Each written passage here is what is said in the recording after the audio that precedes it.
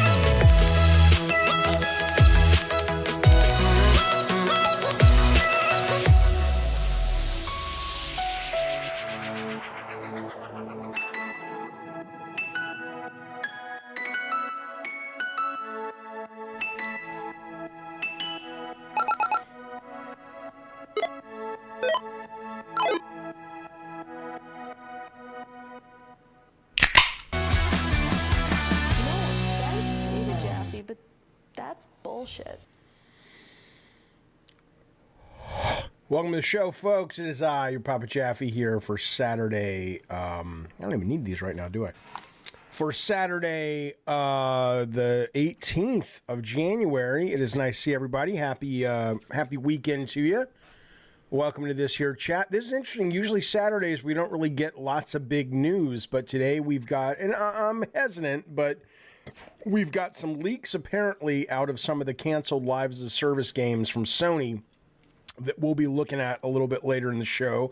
We also have some Grand Theft Auto 6. Now, these I'm a little bit more skeptical on, only because, you know, anybody can claim anything, but someone who claimed they played a version of the game last year, 2024, has been dropping some news about it on the internet. We will talk about that today. We will also talk about we'll talk about my genuine love of Assassin's Creed and this asshole grifter kind of, I don't know if he's a grifter. Well, he's either lying intentionally, which would make him a grifter, or he's just not doing his research, which would just make him dumb and poor at his job. Regardless, he made a video that I was featured in, and I want to talk about that as it relates to Assassin's Creed, along with a bunch of new Assassin's Creed information that just dropped today as well.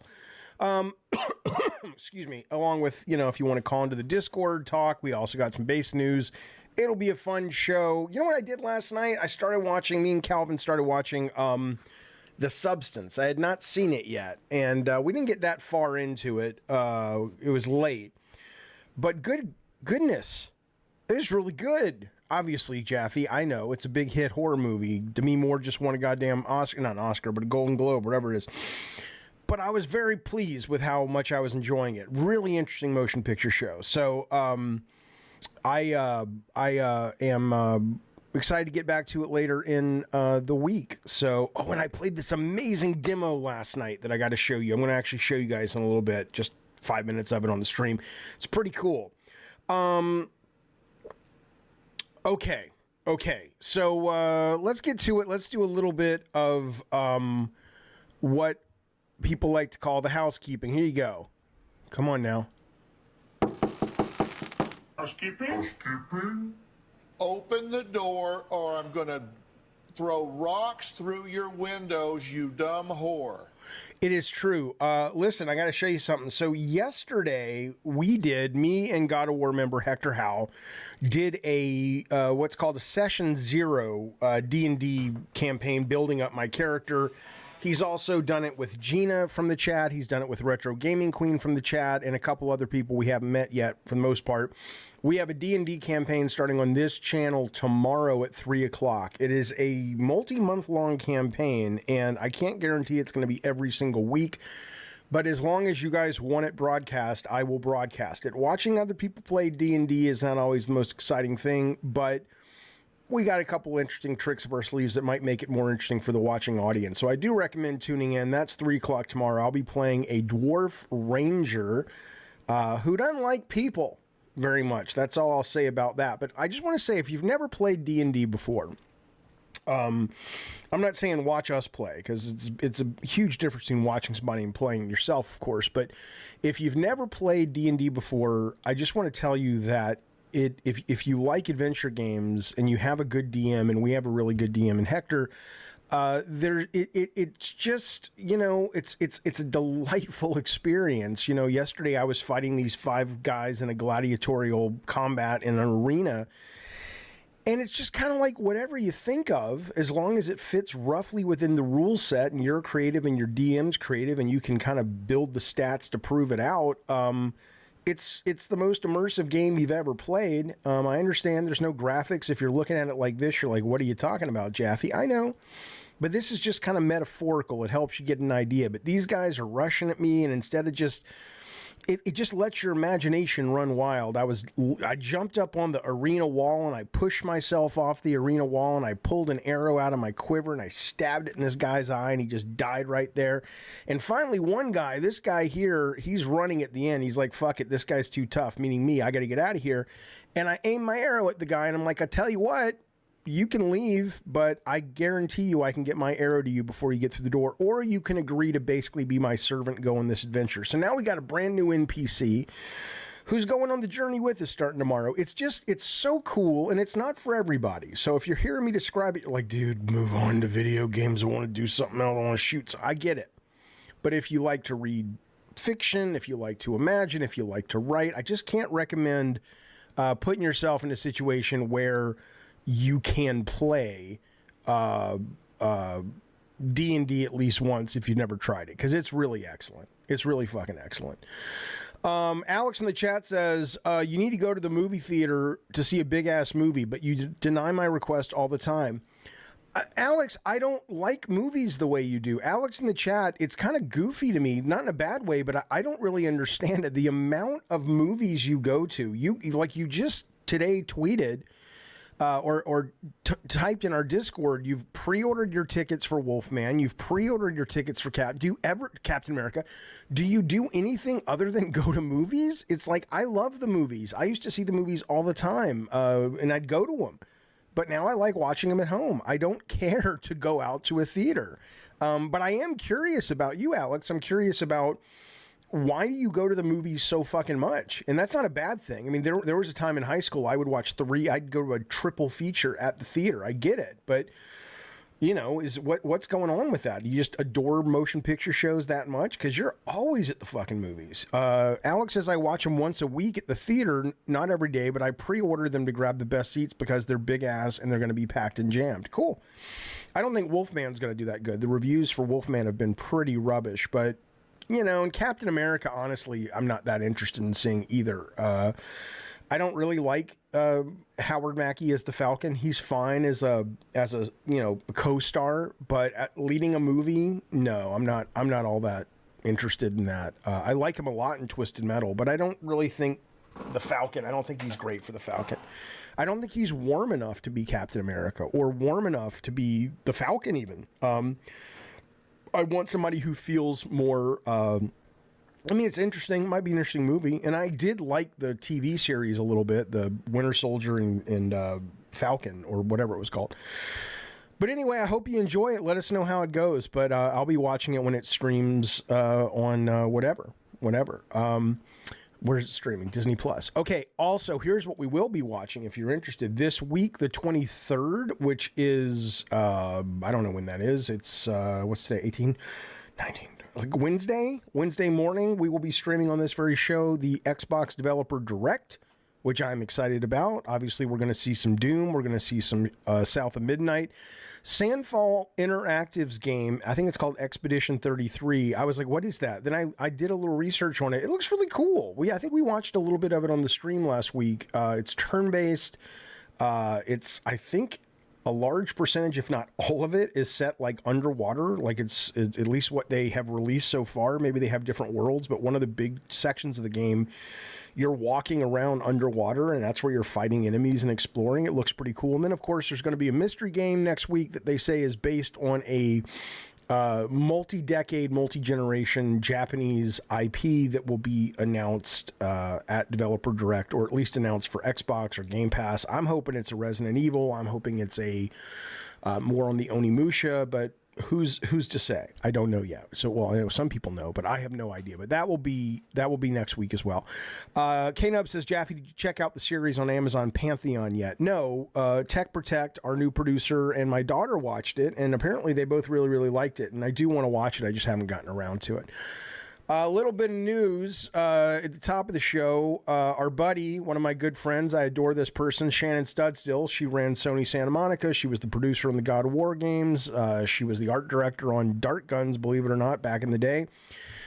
She posted this cryptic pic, but it's not that cryptic. Well, I know what it is. And then she went off and told everybody. She's gone. She got back in the game business. She's working at is Rob Pardo? Is that his name? One of the Blizzard founders has started Bonfire. That's also where Morgan Webb is working from G4. And she is there as a producer, executive producer, studio lead. I don't know what her job is, but it's obviously something where she can bring her great skills to bear on their game. They have a playtest coming up. You got to kind of send an email and see if you get in. But apparently it's some kind of multiplayer action-y shooter strategy thing, and apparently they've been testing it internally for like 4 or so years. Like they are really just like, we're not putting this fucking, it's very Nintendo in that way. It's very old school Blizzard in that way, in that it's like we'll let you know what it is when it's ready. And so apparently they're now just beginning to pull the curtains open to show people what this is, and it's built on the foundation of 4 years of just constant hammering on it in terms of internal testing until they got it to a point that they feel that it's fun. And so this, I sent a DM to Shannon. I said, you got to get me in this thing. But if you are interested, hit up Bonfire on Twitter, or I think you can also hit up Shannon on Twitter, where she's saying, I think in her actual tweet, she says, join the playtest and gear up. So she has a link right there. So if you're interested, give it a look. But again, no one really knows. She's describing it as team-based PvP where combat creativity drives your ascension with a new style of combat. What I can absolutely guarantee you is that it may be great, it may be rubbish, but it is not just another Fortnite wannabe. This is a from a studio and from a group of creatives in the industry that really are trying to do interesting, unique things and move the needle and move the ball down the field. And so it's worth paying attention to simply because the pedigree of the group involved. And now they got Shannon on board. I'm excited to hear what all this is. So give it a look if you're interested. That's Bonfire Studios. And then look at this. I will get in. I will talk about Khan the Berserker in just a couple of minutes. It's coming up very shortly. But let me just spoil the whatever the GIF. What are you spoiling? I don't know. Let me just jump to the chase. Is that what it is? Cut to the chase. Jesus, Jaffe, you fucking moron. It's fucking amazing.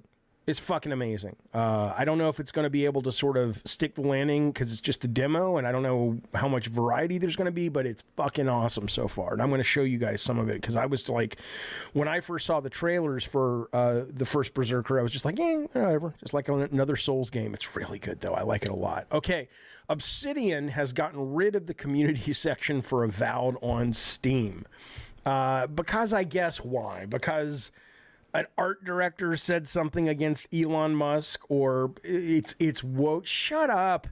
I'm not getting into the woke stuff. All I'm telling you is that this is what you get. Okay, we are 1 month away from Avowed coming out. It may be great. It may be shit. Who's to say? We'll find out together. We're a little more than that to Assassin's Creed coming out. Both these games are getting hammered with the whole, anti-woke brigade. Whatever, that's their right to do. But Avowed is, my mind is so blown on this. It's like, this is, and maybe there is some truth to when people say a lot of these grifter types don't even play video games. And I know some of them do. To be fair to like even Asmongold, who I got into it with, he wasn't aware. I'm like a gnat to that guy, but if that. But we got into it with Dragon Age. To his credit, he had actually played Dragon Age. But a lot of these guys clearly don't play. Because if you look at Avowed and you look at the pedigree of that studio, it's okay to go, I don't like what the art director said, or I don't necessarily like the way the combat looks. Okay, cool. But to act as if these guys don't deserve your attention given everything they've given to game fans is what a short-sighted denial for you to experience some of the best the top AAA developers have to offer. But regardless, though, they've gone into Steam and they've said, you know what? We are turning off our comment discussion page. And, why? Probably it's clear because it's just full of toxic fucking assholes. Again, I have a love-hate relationship with NeoGAF, but they're very similar to a lot of those kind of people. At least a lot of them are. And it's like, figures, this guy says. The winds of change are really blowing. These woke degenerates are spooked as fuck. They're not spooked as fuck, Firestarter. They're basically going, look, we are a brand, we are a company, we are a business, and we want this kind of shit out of, it's like when you open up a fucking bodega, and you lift up the metal siding and there's like a bunch of homeless people sleeping there and a bunch of trash from the night before. Not the people are trash, but like trash that's blown in and also people. And it's just like, we want all this riffraff kind of out of here and let people judge the game on their own. It's not about being spooked. It's about going, all right, you guys this is the game you want to play. Okay, fine, play the fucking game. But here's how we play it. We kind of move you out of our community and let people judge the game on its own, which I hope people will do. But these days, the game a lot of people like to play is just being bitchy about things without giving them a chance. Let's go to the first Berserker. Let's talk about this. This game, like I said a minute ago, really caught me by surprise because I saw the trailer at maybe it was Keeley's show or Gamescom. I don't know what it was. And I was just like, okay, looks fine. Kind of boring. Been there, done that, whatever. But I'll keep an eye out for it. And indeed, I did keep an eye out for it. What a boring man you are. I did. And I think it might have been Wayne or Awesome Tatum, one of the guys in our community that's always telling me about these great demos. They said, dude, you got to play the first Berserker Kazan. And it's like 40 gigs and shit and for a demo. I'm like, fuck it, I'll download it. I think you can get it on console as well. You may be able to get it on Xbox. I know you can get it on PlayStation 5 and Steam. And let me just tell you this. I like this better than God of War remakes. Like if this would have been kind of the combat for God of War, obviously a lot more this is just the demo, but a lot more of the Kratos-ness of it. But this feels to me like if someone were to say, this is God of War going back to its roots, but done in next gen, right? I don't know the weapons, the level design, the level design kind of feels a bit more Bloodborne to me and not at all Elden Ring. And I like that. I like that you can do a lot more, what's the word? You can do a lot more grinding in this game that's very defined. Like you get to a boss, and yeah, if you're like one of you guys, really great player, you'll just figure it out. For me, I'm like, okay, just like I did in Bloodborne, let me put on some 80s music, let me run around and just go on these 4 or 5 routes in the map, and then grind up, chore up enough to build my dude up, and then go take on the Yeti or whatever I'm fighting. I don't know if the maps are all going to be like that. I don't know how open it gets. There is no jump. There is no climb. It's pretty much about combat. And I'm going to show it to you real quick in just a second. It comes out March. You can get early access, which I am going to buy the early access. The demo is available now. For $70, you get it 3 days early. I will be doing that. There is a hub area. I know that. But I don't know if it's like hub and then... It almost feels like it's going to be hub, and then the levels themselves are going to be kind of like, if you remember Evil West, where it was, branching pathways, but it was pretty much moving you in one direction. That's at least what the demo shows. So even though I don't like to play demos on this particular show, I think it merits it. I want to show you like just 5 minutes of this thing. Because I just think it's so good, and I want to share it. And then we'll get back to news. We're going to talk about a little bit about Civilization. Then we're going to get into this Assassin's Creed stuff, and then we're in terms of news information on it. And then we're going to get into this guy's video he made where I was featured. And then we'll get into some of the Sony stuff and GTA stuff. So that's our thing. And again, if you want to call, if you want to talk, put yourself into that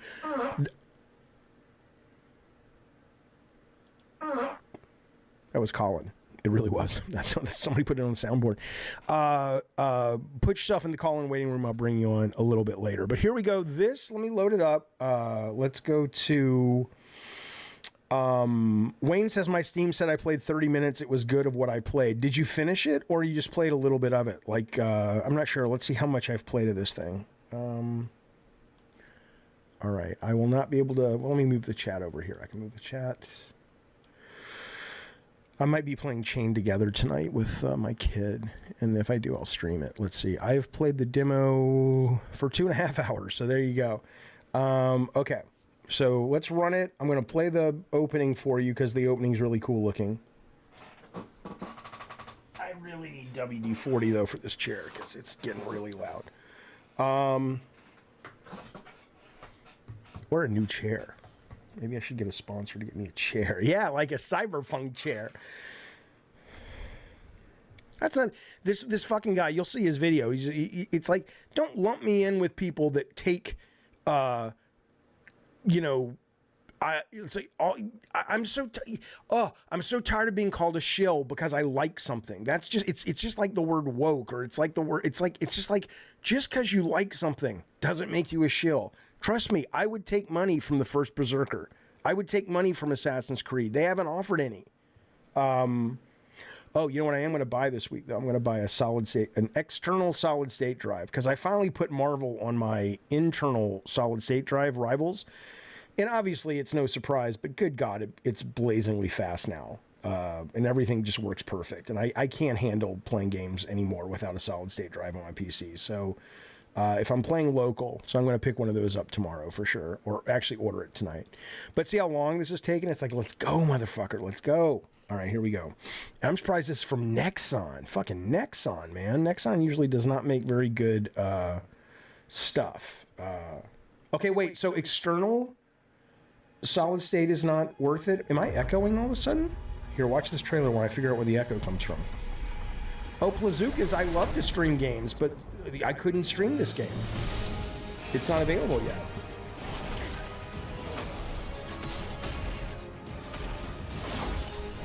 Okay, there's still an echo? Why is there an echo all of a sudden? Because I'm running this game? That don't make no goddamn sense.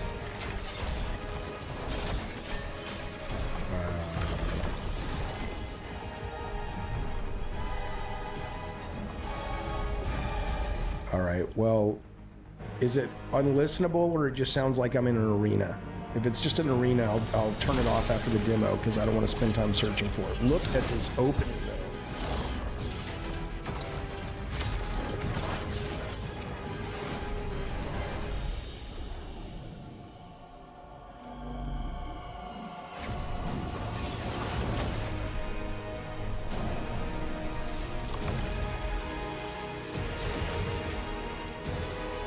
So is this okay for me to talk, or it's like unbearable and I should solve it before I show you the demo?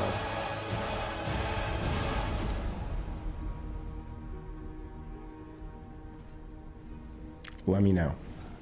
Also, yeah, Plazookas is back, which is great. I'm glad you're back, Plazookas. You're you know, again, I meant what I said in my text to you. No one was dissing you yesterday. It was literally, you know, I explained what it was, and I was like, is he playing a character? Is he actually upset because I didn't bring him back onto the stream after I had him on the stream the first time? I was busy and I lost track of it. All right, anyway, this is I'm gonna start from continue. Obviously I'm deep into it. I think the demo ends at the boss, and I have not been able to kill the boss yet, but I just want to show you very, very briefly, and then we'll move back onto the news. But I'm so into this demo, and I like it so much that I'm like, I want to show it off. I'm so happy with it, and I'm excited for the game. The good news is when you actually die in the game, it doesn't take long to load. It's instant almost, but you know. But I will put this on the solid state. V8 says Plazookas is a nice guy. I am not back. I'm only here to call you out. Oh, shut up, Plazookas. Now he's here to call me out for my hypocrisy. You should call in. I'm happy to have that conversation with you a little later in the show. Maybe I'll put you on. Maybe not. Depends. I mean, really, man. Okay, well, let's focus on the demo right now. That's what I want to focus on. So if my parting gift to you, Plazookas, is showing off this demo to you, that's fine with me. And now it's all running. Okay, there we go. So these are kind of like the sites of grace where you can level up. And he starts basically like a prisoner that gets freed. So you can put all kinds of gear on him and shit like that when you find it. But let's see. But it's, you know, it's relatively difficult for me anyway. But not that difficult, you know.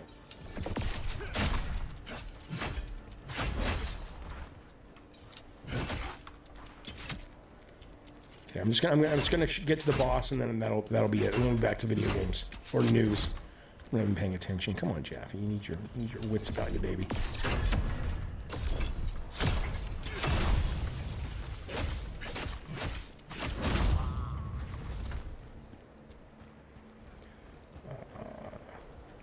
Yeah, it does begin like Skyrim. Like, oh, you're awake. Yeah, a little different though. Literally, they've cut the tendons out of his arms, and magically he's been healed by it. It's really weird, but it's cool. So I'm relatively leveled up at this point, and you get a lot of upgrades with your weapons, and but I haven't been to the hub yet, so I don't really know what I can do with all my gold and gear and stuff. Is it Dark Souls-like? I don't know, Carlos. I don't know. Do me a favor, if you would, and define that. It's definitely not Elden Ring-like. So far to me, it feels more Bloodborne, but less Bloodborne than Puppeteer, because the level design is a little more limited, like Bloodborne is.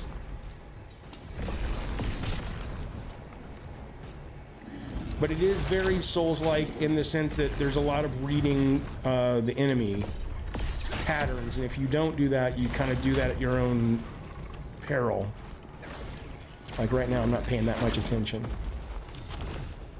And there's stamina that you got to watch out for. Oh shit.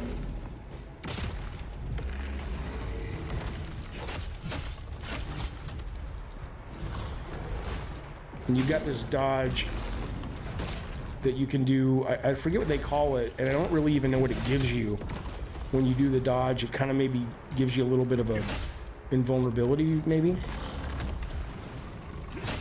So it's like parry, but it's with dodge. And they also have a parry as well. Fuck. Okay, that's okay. I'm going to do it one more time. One more time. Sorry. I love this so much. It controls so good. It plays so... And so then you're right back into it. So you can just go and grind all day. I could go the other way. In fact, the boss is in there. Let me go back and get my stuff. And then I'll show you the boss. And then I'll get back to news. This is not a game stream. If you're just tuning in, it's like, no, this is a news stream. I'm so into this. I want to show you. Okay, here we go.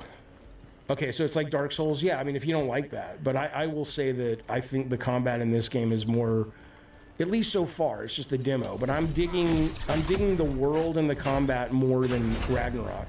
And Ragnarok has amazing combat, and this is just a demo, but it just feels better to me. It feels more fun. You feel more brutal. And that may just be because you're fighting humans and you see blood and you're fighting animals and shit. Whereas in Ragnarok, it's a lot of, lava spewing out of trolls and stuff, and it doesn't feel as gory. I do like the gore of this, sort of the Conan aspect of it. No, I would let you know if it's sponsored content. This is personal. This is, this is called the first Berserker Kazan.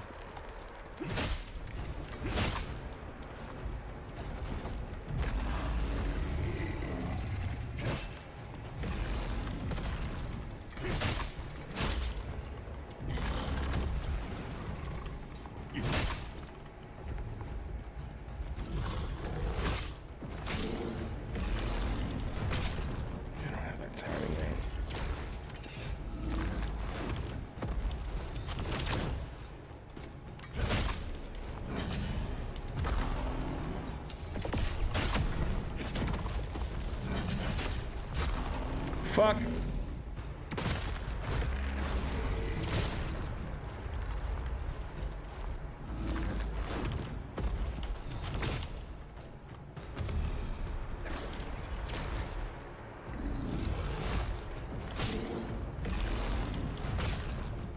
Oh, yeah.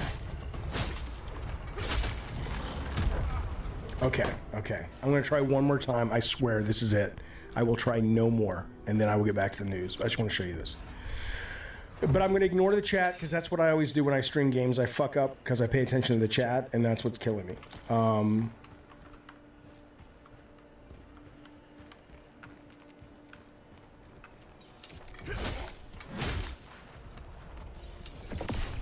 And there is an easy mode, but I'm not in the easy mode, so... Because I want to see if I can actually level up in order to do it. All right.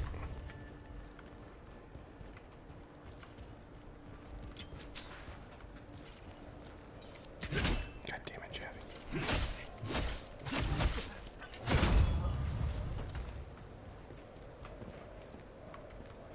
Yeah, I think Plazookas is playing a character as well. There's no way he's serious. Because I bring him onto the show all the fucking time. There's no way he's that pissy that he's like, I forgot to bring him on again yesterday and he's actually upset. There's no fucking way.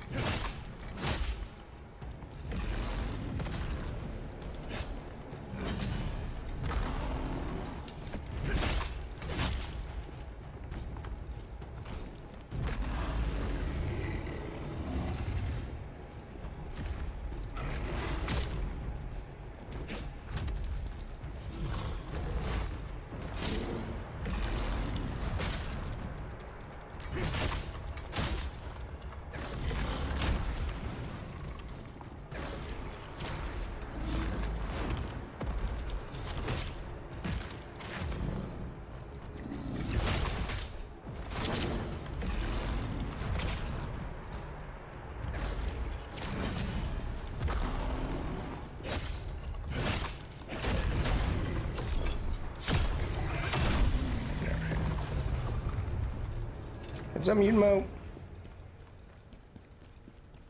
All right. right, so he gets a lot of gear when he levels up too, which is cool. Or when he kills bad guys, like big bad guys. Okay.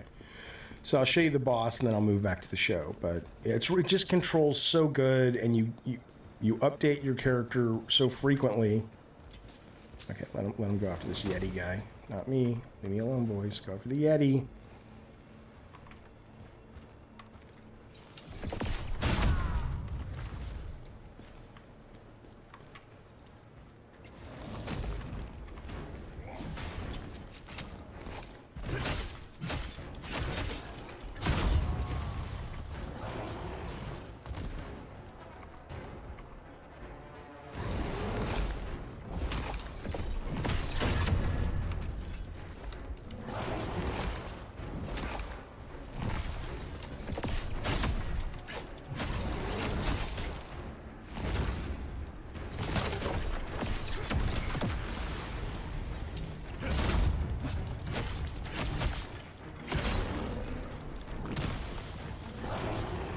Fuck, move.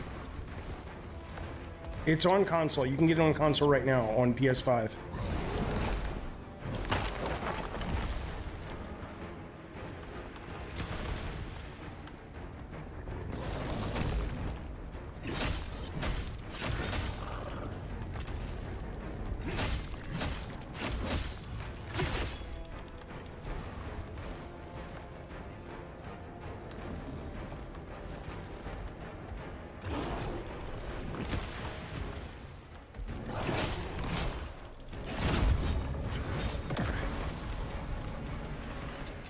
I'll show you the boss real quick and then we'll wrap it up.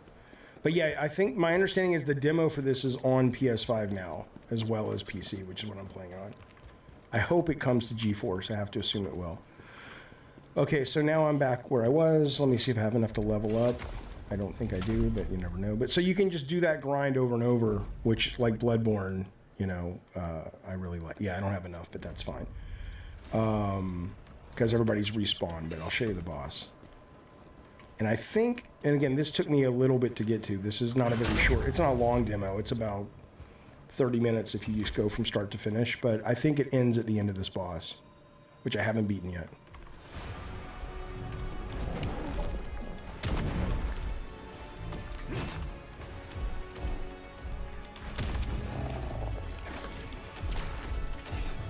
Oh, it's on Xbox too. Cool.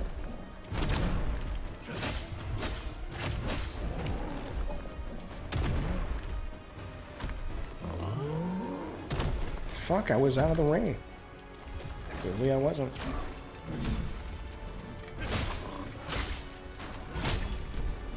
I don't know if that purple bar is like his stagger bar.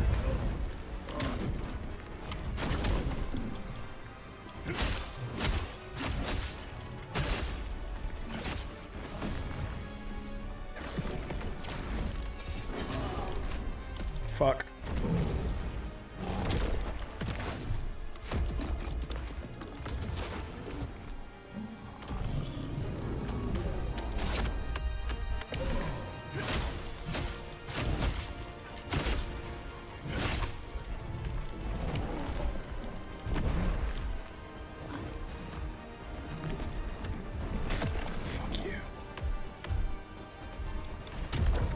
Yeah, okay, you get the idea. I love it. I love it. It's really fun. It's always a delight when you find a demo that just you connect with. So I'm very much looking forward to this. Comes out in March. You can pick it up now. Early access, blah, blah, blah. Why am I getting an echo all of a sudden that I started streaming the game? Okay. Well, let's fix that fast, and then we will get back to what we're doing. I want to talk about downloading now. Why not? Yeah, why not? It's great, man. It's good stuff. Oh, I know why. Here we go. There we go. That should be better. Nope. Is that better? Nope. Hang on. Come on, man. Why am I always struggling with sound issues with this fucking thing? Why is sound my biggest problem? Oh, maybe this? How about that? Is that better? Nope. Fuck you. Oh my God. Why do I always have... It's fixed? Is the echo gone? I still have it, but if you guys don't have it, that's great. Okay, perfect. Then I can live with it. No idea what was going on there. But, all right, we'll figure it out. Okay. Let us move on, my delightful friends. But that was called the first Berserker Kazan. And you can get it on Steam, Xbox, PlayStation 5 right now. Let me know how it runs over there. Okay. I'm only bringing this up because I'm curious. I'm not here to talk about Civilization like I know anything about the game. I just know that it is out now as a lot of previews are out, and it comes out, I think, in the next couple of weeks. It's $70. I was going to stay away from it, but I've seen so many good previews of this that have dropped recently that I'm like, I think this is going to have to be something I look into. So I don't know if you guys have played much of Civ. I've never really been a Civilization guy, but people are saying, the press who's gone and actually been able to do a hands-on with this recently have been like, this is really fucking good. It's a good jumping on point for Civilization. It's a good game for fans of the game who are already fans. So yeah, I just wanted to bring it up and let you know, if you're into it and keeping track of it, this is a great thing to please be excited, basically. And this is one of those games I think that I'm going to end up using ChatGPT open while I play it to be like, okay, I don't understand this system. Explain this to me. I'm excited for that. Wayne says I played 5 a little, Civ 5. I'm not that good, but I love waging wars. Yeah, I mean, I'm very much into what people talk about. I just think I've never had the understanding of the systems, and I've had too much of an ADD brain to sit and read all this shit. But if I have ChatGPT sitting there open and I can talk to it, which I can, you've seen me do that before, I can just go, hey, I'm in this part of the game. I don't understand this system. What's this little skull icon mean above the city? What do I do with that, right? So I'm looking forward to playing a game from soup to nuts with ChatGPT, see how it goes. Speaking of games I'm looking forward to, Assassin's Creed, you guys know, hang on, I got to kill this echo. I got to figure out what the fuck's going on. Hang on. Test is driving me batshit. Why would I suddenly be echoing just because I opened up Steam? That doesn't make any goddamn fucking sense. Is there audio running that is, no? Come on now. Oh, no, it's still bad. I'll just, fuck it. I'm a professional, whatever. I'll have to make a go of it, I guess. Fuck, that's disappointing. I hate that. All right, Assassin's Creed Shadows. Okay, I want to kick this off because it leads into this video this guy made that I found obnoxious because it just simply wasn't true. I've been watching these deep dives, quote deep dives, they're not that deep, but they're giving you more information that the designers are sharing and the directors are sharing about Assassin's Creed, which is coming out now in March. Although I did hear today there was a rumor it might be delayed again. I hope that's just a rumor. I am very much genuinely looking forward to it. I've not seen this yet. I figured we could look at it together. This is their new, we already looked at parkour last week, combat and stealth. Now this is their exploration, and they've put out some new videos. So let's take a look. Here's what they said. Charles is the game director, and he says, we didn't want to hold the player's hand too much with icons and markers. We wanted to craft an open world where information was key and would become a form of reward. This made sense in the context of playing a shinobi and fighting for information. In Shadows, AC Shadows, information is something you need to look for and earn, whether through your spies, cool, NPC encounters, or through your own eyes.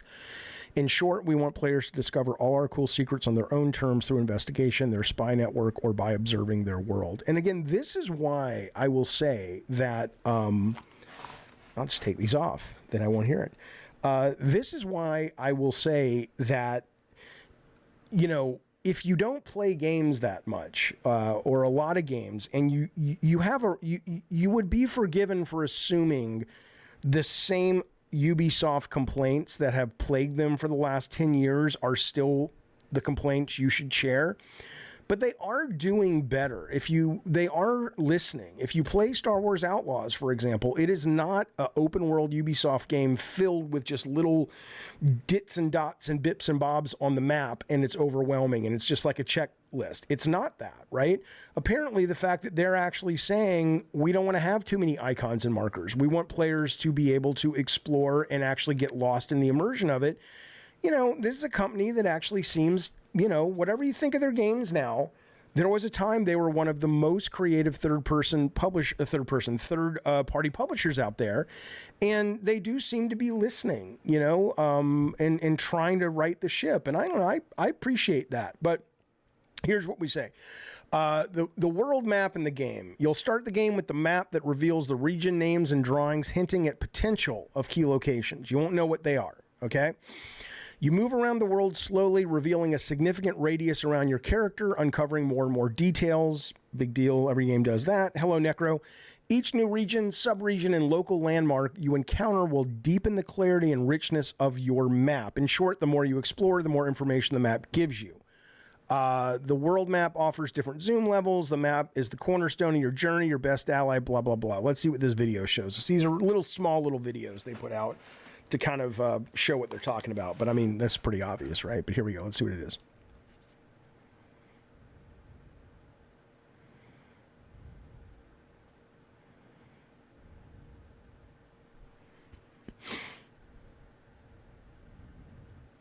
All right, so I mean, it's a pretty typical map. Let's see, they're probably going to open it up again and show. That's cool looking, though. I love the ambiance. How can you not look at that and be interested in playing this game? That's cool, man. It's very evocative. But let's see. Okay, so I mean, the map's just typical map. But to be fair, it doesn't look like it's filled with these markers. There's a few, but it's not like your typical Assassin's Creed game, or Ubisoft game, which is what everybody's been asking for.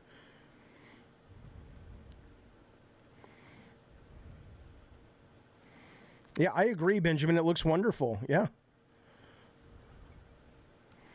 I'm excited for it. I want to go on this adventure. I do. I really, really do. I want to lose myself in this world. Okay, viewpoints. Viewpoints, sync points are back in Shadows like the other AC games, but they work differently compared to other AC games. Rather than unveiling large sections of the world map, and if you haven't played an AC game, it's like Zelda when you climb to the tower with your little Wii U thing, what used to be the Wii U, and it opens up the map. Rather than unveiling large sections of the world map along with its opportunity icons, climbing viewpoints now reveal nearby points of interest as you observe your surroundings from the top. City districts, temples, shrines, whatever, most of which are tied to quests. By using the observe mechanic, first shown in the stealth overview, you can move the camera manually through a 360-degree range to contemplate the points of interest and tag the nearby places you want to add. If you have visited them before, the names appear. If you haven't, it's listed as undiscovered location, which you can mark if you want. Our goal in evolving the way viewpoints work was to give players a more intentional and active way to find their next adventure. For longtime fans, you'll be pleased to know that on top of the new manual camera feature, the iconic synchronized camera movement also returns. Okay, so let's see what that looks like. But again, these don't sound like, oh my God, that's groundbreaking. But what is wonderful about it is all of these things, if you have watched this closely like I have, the last three and now this one, they're deep dives. What it does sound like is a team that is listening and a team that is trying to give fans what they want. It's hard to be mad about that. But let's see what this one looks like. So this is when you get to a viewpoint and sink in. Here we go.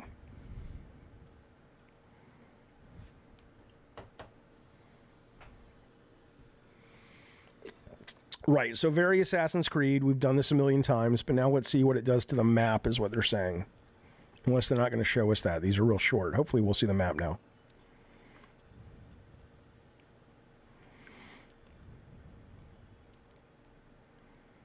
Come on, give us a map. Give us a map. You're synced. Give us a fucking map. Okay, there you go. Okay, so that's where you're basically now, when you sink in, you can look around, and instead of just basically like old school, just sort of having everything on the map, you still have to consciously choose, oh, that looks interesting, I want to go over there, and then you tag it and you go over there, but it's not like everything gets tagged, which is cool, which is very, very cool. I like that. The thing I'm very curious about, and I'm sure they'll do a deep dive on seasons, but I'm pretty sure this is the game where they say the game goes through all 4 seasons. Every environment is decorated, dressed, adjusted mechanically to deal with winter, spring, summer, fall. And I'm very curious how that actually affects gameplay. When they first pitched it a year ago, 2 years ago, they were pretty on about this is going to change gameplay. I hope it's not just a visual shift, but we'll see. But anyway, okay, so let's keep going. So each viewpoint unlocks a fast travel point. Players will have to be careful about using them, as some of the viewpoints will be located in the heart of enemy-controlled territories, which can be hard to escape from. Most viewpoints are accessible with both characters, but the approach to get to them may vary. In some instances, your ninja, she's the ninja, can easily climb to the structure with the grappling hook, while your samurai will need to take the stairs and fight guards to get to the top. Wayne says the only worrying things are the delay. Is it buggy, or was it a strategy to get it out in February? I have heard both. I have heard it's a strategy. I've heard three things. I've heard it's a strategy to move it out of crowded February. I've heard that it allows them a little bit more wiggle room to make adjustments within the company and or conversations with possible buyers of the company. Like they may, I have a feeling they might. I mean, they may have already said this is tied to Ubisoft Plus, or Ubisoft Pro Plus, or whatever it is that gets you this day one. But, because that's a month-by-month purchase for the most part, I have a feeling they might even be considering taking it off that, because both Star Wars and the Crew Motorfest and a few other games, Avatar, it's like, I love that it's on there. But they're not selling hardware, right? Like Xbox is, or they're not trying to invest billions in Game Pass like Xbox is. But the same consumer behavior, regardless of their intention of why they have a subscription service, is still going to be hitting them. And that consumer behavior is, if you can rent it, basically, people aren't going to buy it. We've seen that on Xbox over and over and over and over for the most part. And so it could be that a meaningful part of their troubles recently has been Ubisoft Plus on Xbox and Ubisoft Plus on PC. And I never hear them speak about it. And I don't know, they don't reveal numbers, but I certainly didn't fucking pay for Star Wars. I rented it. I paid it $19 and I got that, and I played The Crew, played Prince of Persia, played Mirage. So I think they're probably that and February, and they're worried also. There have been a number of rumors that this has been a troubled production. So they may also be, all three of those are like, you know what? It's a win all three ways. We get more time for the negotiations, we get more time for bugs, and we move it out of February. So we'll see. Okay. Once you start going after an undiscovered location that you've seen from the sync point, it's time to plan your next steps on a more micro level. In Shadows, we don't have any companion eagle to help you. You are the eagle. You will need to find a good vantage point in the area, observe the surrounding area. Looking around using the free aim will let you see valuable items, tag enemies, and so on. Observing is crucial in helping you find quest objectives, targets, any clues, especially when you're investigating a zone identified by your scouts. And this, again, that sense of immersion that comes from not, the best example I can tell you, and it's not that dramatic, is when I replayed I played the remasters of Tomb Raider that came out last year. I know the 4, 5, 6 are now coming out, or they're already out, but the 1, 2, 3, and I hadn't played them really since the mid 90s when they were originally released. And it was so refreshing to play an action-adventure game where there was pretty much no HUD, no map. It was just all about observing. I want to get up there. I don't know how to get up there. Or that looks interesting. I want to find a way to reach that or interact with that. And so it sounds like, obviously, they're not pulling it back that far.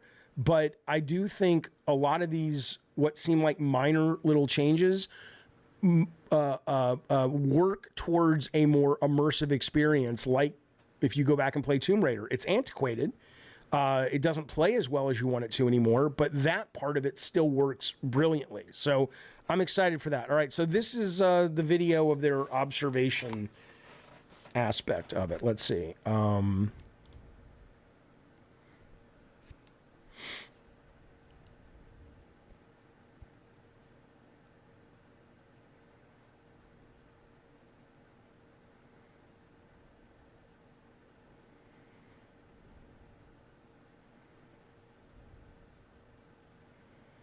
Okay, cool. All right.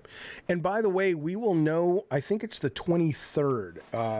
A bunch of people, press people and influencers and whatnot, went to play this game. at Ubisoft, and I think the embargo on that information lifts. It's certainly this coming week. I want to say it's the 23rd. It may be the 23rd. No, I was gonna say they might tie it into the Xbox reveal, but this is not a Japanese IP. It's set in Japan, of course, but okay. But I'm very curious. Like this is how you'll know when we get to this video coming up that this guy made about me. This is how you'll know that I'm not a shill, and I don't care if I want to love the game because it looks exciting so far. But if it's a piece of shit, it's a piece of shit, and we'll know this week from those previews if it's one of those like. They got a lot of work to do, but if they can just do X, Y, Z, it'll be great. Or it's like, dude, this is fucking good, right? It's a return to form. Shut up. So I'm excited. Safe houses. Exploring each region reveals safe houses called Kakaruge, whatever. Shut up, dummy. That players can acquire. You can acquire safe houses. These Kakaruke become small extensions of the hideout, your central home base that is fully customizable and offers some of its practical functions, such as refilling rations, tools, ammunition, accessing your gear stash, managing, accepting contracts, replenishing scouts, as well as managing which allies can be summoned for help. These locations are the perfect stop to take a moment and plan your next move. Acquiring Kakaruke also unlocks fast travel points that are considered safe due to their locations well outside of enemy-controlled territory. All right. And again, I've only played about 3 Assassin's Creed games. I don't know. I've never had them do this, but maybe they did this in Valhalla. Is this a new thing? I don't know. The safe houses. Okay. Player comfort. Hello, Awesome Tatum. Awesome, were you the one that recommended the first Berserker to me? We just played a little bit of it on the show. Boy, that's a great demo. Player comfort, Pathfinder. Japan has many steep mountains that can't be climbed, making the landscape one of the most unique in the series. Sometimes you will be better off following roads to go from place to place and avoid... sorry, I was reading the chat where I saw it's somebody's birthday. It's V8 Warrior. It's your birthday. Happy birthday, buddy. Happy fucking birthday, sir. Okay, so you sometimes you will be better off following roads to go from place to place and avoid false shortcuts that would increase your travel time. When lost, the Pathfinder is a very good optional tool to guide you around the world. When a quest is tracked, its location has been successfully revealed by a scout, or whether you manually put a marker on the map, you can toggle the Pathfinder feature. Oh, okay. So while on your horse, I didn't know you had a horse in this game. All right, cool. This will draw a white line overlay on the ground, kind of like Dead Space, and highlight the path. Okay, gotcha. All right, great. Excellent. Okay. Here's what it looks like, but it's pretty obvious what this is. Where am I going? I didn't know there was a horse in this. I'm excited again. I like horses in games and in real life. Like Mr. Hands likes horses.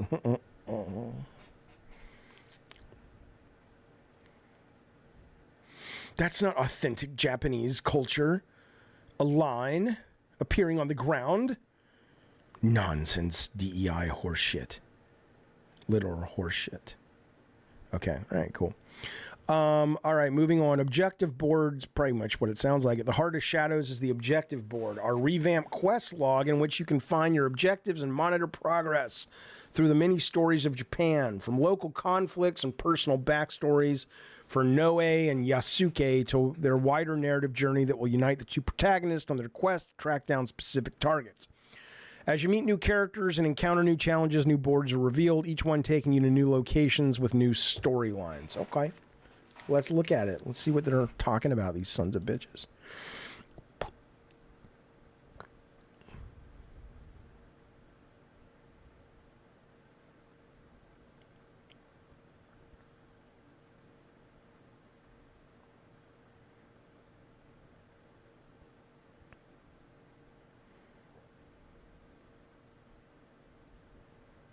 Okay, cool.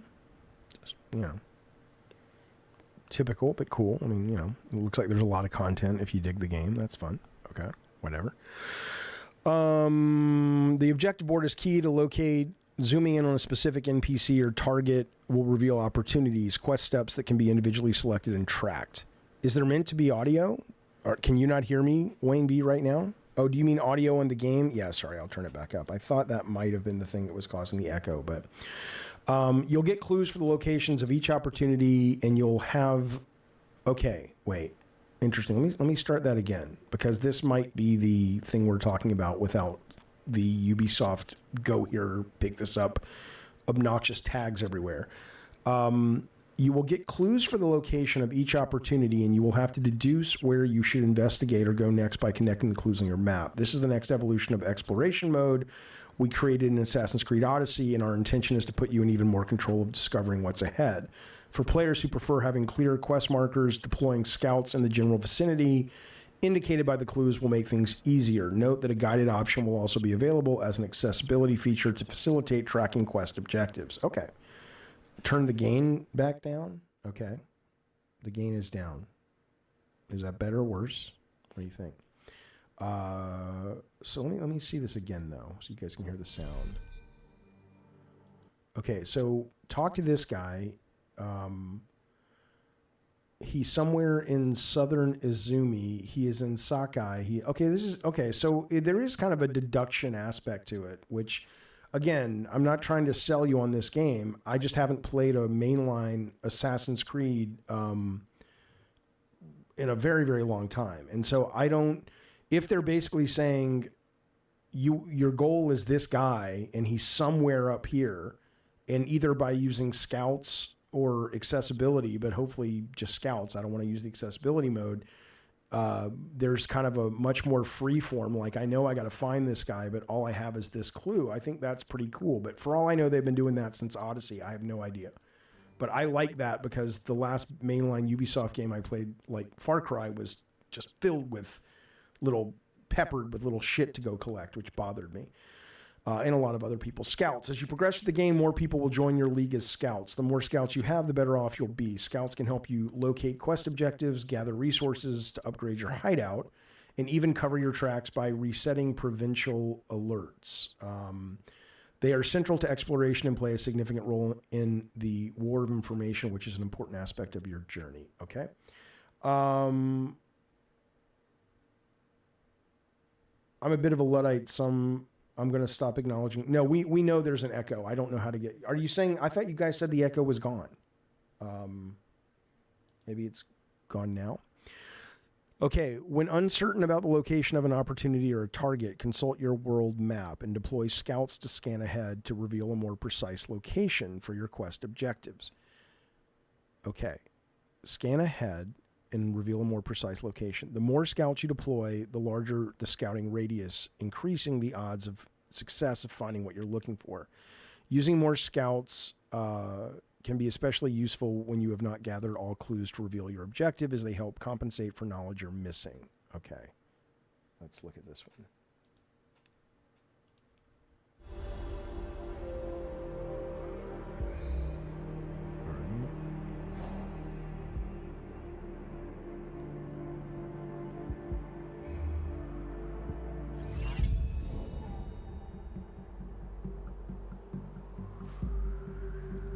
Let's see.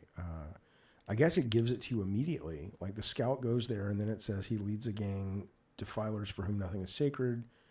So I guess the scout got you that information. Okay, cool. I'm not entirely sure I understand that yet. All right, canceling provincial alert. We get that. If you've pissed off the guards, the scouts can deal with that. Smuggling. Wealthy clans tend to stock their resources in heavily guarded areas, which provide additional ops for your league. The various resource stockpiles are too big to be looted by one person, even for Yasuke. Instead, they need to be marked with a flag to be smuggled out over time by the scouts. At the end of the season, all flag stockpiles are cashed in for you to upgrade for your hideout. Note that one resource stockpile will occupy one scout for the entire season. All right, let's see what that looks like. That's kind of cool.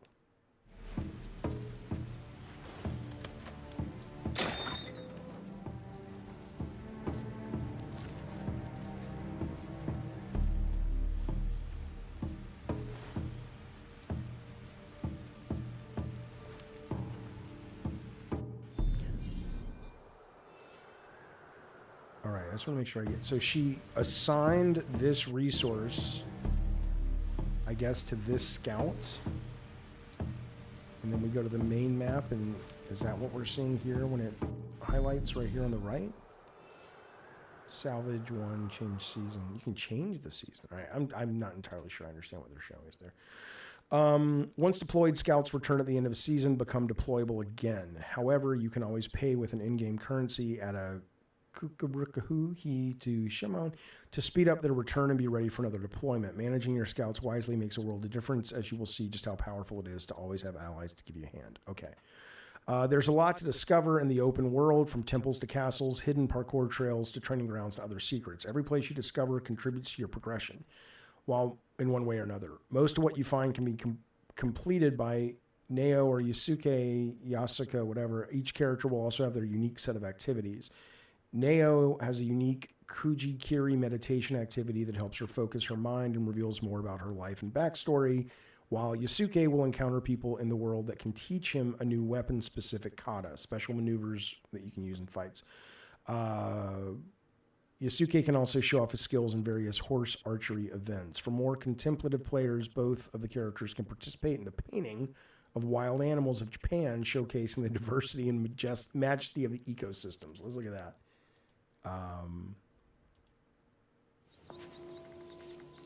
Let's paint. That's what you can use the mouse for on the Switch. Good view too. from here. It's like, that is the Mario Paint thing. Give me a mechanic though. Don't just give me a cutscene. I want to have to trace the outline, and the better I trace it, the more XP I get or something. Come on now.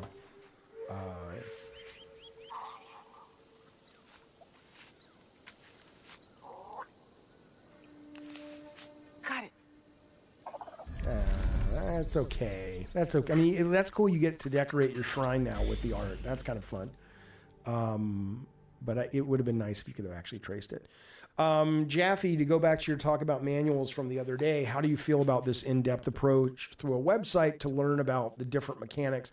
I mean, I will always miss the physical aspect of those old manuals, but yeah, I mean, this is a better way to do it. Assuming you're playing on multiple screens, like, it gets you excited for the game. It gets you thinking you might want to buy the game. And then when you're playing it, you could bring it up.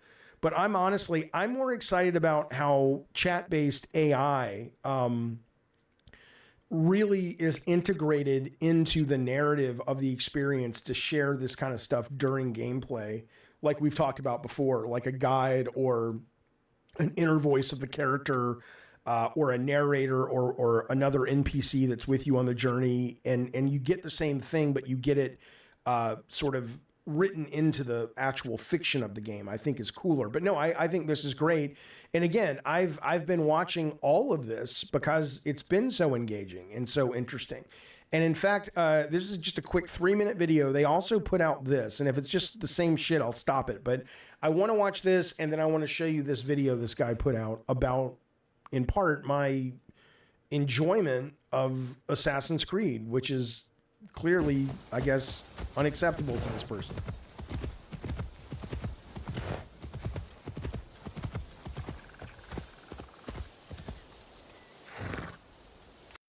So one thing I wonder about is, like, if you look at the upper left, your mission is T-Bowls for Rikyu, whatever. I wonder how many of these are, like, where these come from. Talk to Sen no Rikyu, fine. But then when it starts to give you more deduction, he is in northern Yamashiro, he is in Kyoto, he is west of the Imperial Palace. Is that data coming from scouts? Is that simply, it just tells you what to do? Like, I like the idea, almost like a detective game, that as you play, this stuff fills in. But I'm still not entirely sure how you get more and more information about what your target is or what your goal is and where it is. But I like the idea that it's not just following a HUD and going, although it tells you where to go to talk to Sen Rikyu. But I wonder if when you get there, it goes back to that thing where it's just like in Assassin's Creed Black Flag, where it's just this big open space and it's like he's somewhere in here. But where is up to you,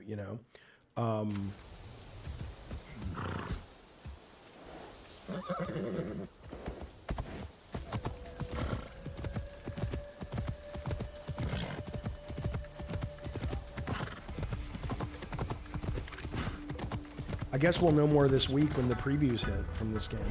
Okay, this looks like shit we've already seen that we were just watching. See if there's anything new in here. Yeah, this is all the same shit. big deal. All right. We just watched all this. This is just, it's all cut up. Okay. Johnny says, so it basically copied Ghost Tsushima down to a T. I mean, I got to remember, I played a very large amount of Ghost Tsushima. I love Ghost Tsushima. But I don't remember, I remember you had the map and then you could open up different missions, of course, like any other open world game, but I don't remember the deduction part. I think it was pretty clear in Tsushima when it's like, oh, you have to go talk to this Ronin or kill this Ronin or whatever the mission was. It pretty much showed you exactly where to go to do that. I don't think there was a similar sense of the value of observing and sending scouts to get information and stuff. I know there were no scouts. But between that, what they're promising, and also if you go back to sort of their parkour where they're like, it's not like old Assassin's Creed games where you can climb anything. You have to actually observe the environment and go, okay, that has a handhold, that has a flat surface for my grappling hook. And part of the gameplay is just understanding the space that you're in, which I think is one of the most immersive things you can do in a 3D game. So, okay, but this is we'll know more this week. I'm looking forward to talking about the game when we hear some of those previews. Okay, so this is pretty much what we've all been talking about. Okay, and I want to show you this guy now. This guy, somebody sent me this video or responded to a video with this video to me from a fella who likes to call himself Mr. Grizzy. Now, first off, it would be nice if he showed his face and gave us a name to actually check the guy's bona fides, right? To actually get a sense of it. Is this guy a gamer? Does he play a lot? I don't fucking know. I know that if you go to his site, it's the same old shit. You know, he's not a minor guy. You know, he's got 30,000 viewers. His videos get more than my videos do, but all of his shit is rage bait shit, right? He's another, he's the gamer version of the quartering, or at least that's clearly what he's trying to achieve. And that's fine. It's a business model that works for people, but it does make me wonder how much of his accusations are actually based on experience when he's playing a game. And, I only know about this guy now because this guy linked to me this video where I'm on the thumbnail that says woke gamer shills defend Assassin's Creed Shadows. And I thought we could watch it together and I could comment on it, assuming there's something. I mean, I've scrubbed through it. I get the gist of it, but some of the accusations he makes, at least as he applies them to me, feels like, has this guy ever watched any of my shit that he's not just pulling shit from? But here we go. Let me put the chat over here and let me make the screen big here. And, all right, let's go for it. Here we go. This is woke gamer shills defend Assassin's Creed Shadows and Ubisoft despite multiple delays. All right. I mean, first off, allow me to say I worked in video games as a game director, game designer for over 20 years, pal. I'm not defending anything, let alone because of delays. Multiple delays happen to almost every big game. Do you know how many games? Every Twisted Metal I worked on, every God of War I worked on, Drawn to Death. I'm almost certain Calling All Cars may be the only game I ever worked on that wasn't delayed. So the idea that your headline suggests that defending a game despite multiple delays, like delays suggest or have earned the reputation of if it's delayed, it's going to be crap, so you can't defend it because how could you defend something that's delayed, already shows your lack of understanding of how video games are made, and not just how they're made, but your lack of bona fides as a gamer, because anybody who actually games and has for a meaningful amount of time would recognize that tons of things that go on to be classics, that go on to be your favorite game of all time, are delayed. That has nothing to do with why you would defend a game, because it would suggest the game's in trouble and it needs defending. So you're already kind of off on a shaky start regarding what you know. But let's, I'll give you the benefit of the doubt and watch your video. Why can't we enjoy things? I think it looks cool, man. I don't care if you buy this game and you stick it up your butthole and then out the box, and the box, while it's in your colon, has shattered and slices up your on the way out. I get dressed in. I would say that I am a master of the English language. It's true. It's true. Let's go back. I didn't mean to interrupt this lady. What is she saying?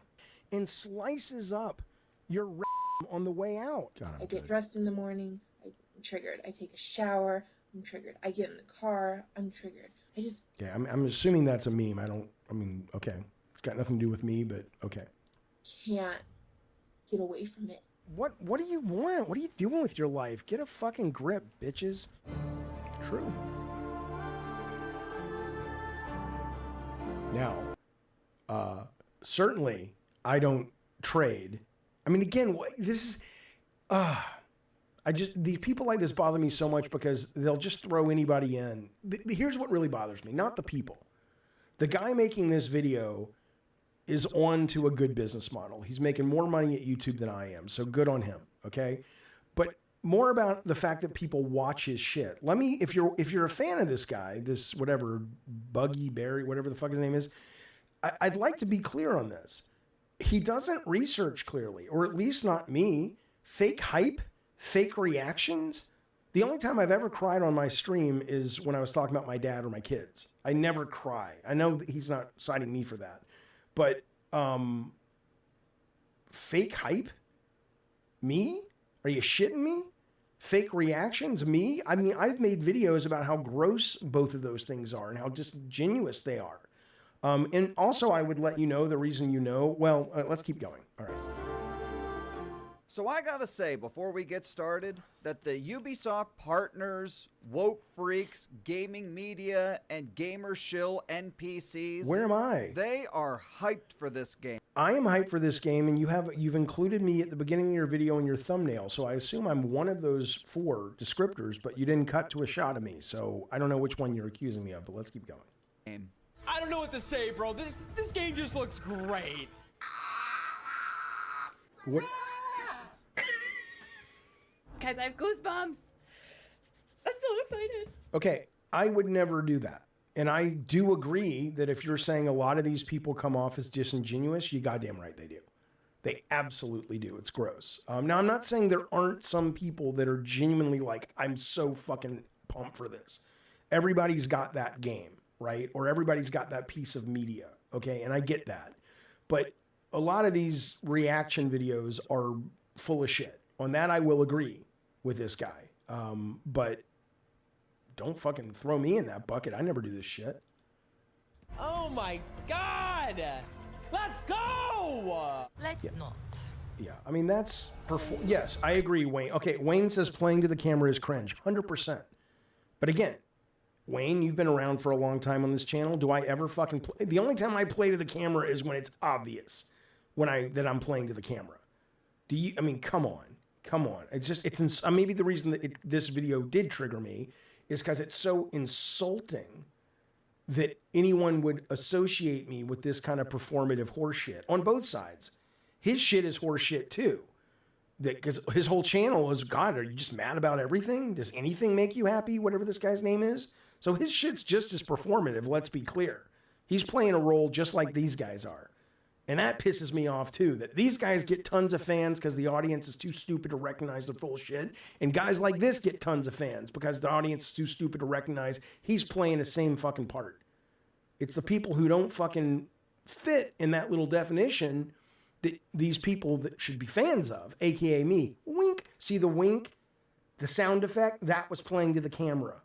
I wasn't actually expecting you to think that was a real wink and my face makes the sound wink when I do that. That's playing to the camera.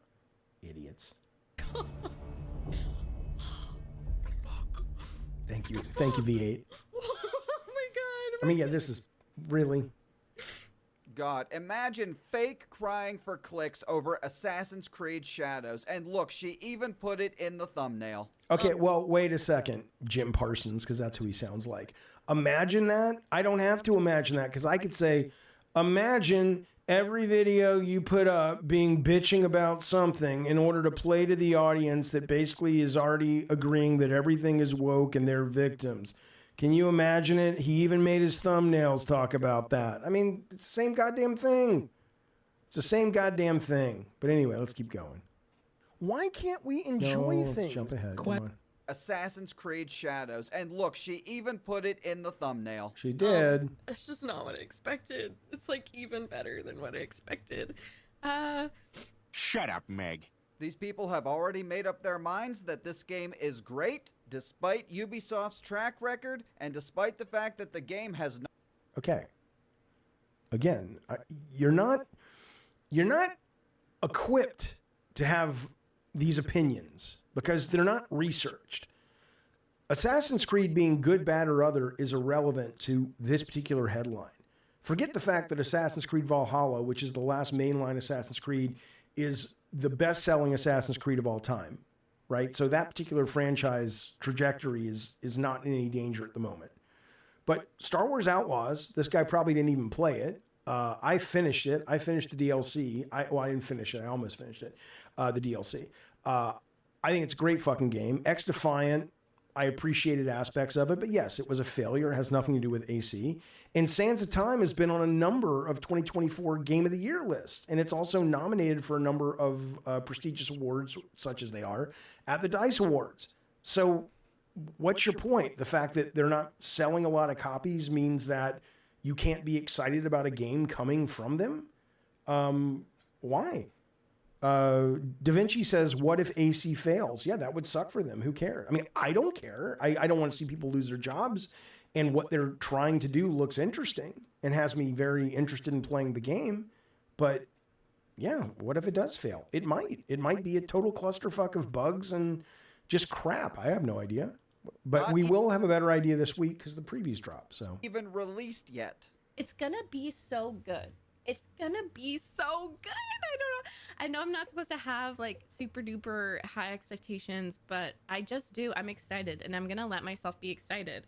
Don't ask. That's great. The fact that she's gonna let herself be excited, nothing wrong with that. But she is a little overexcited for somebody who, if you have a gaming channel and you have 92,000 subscribers, you'd like to think people subscribe because she knows what she's talking about.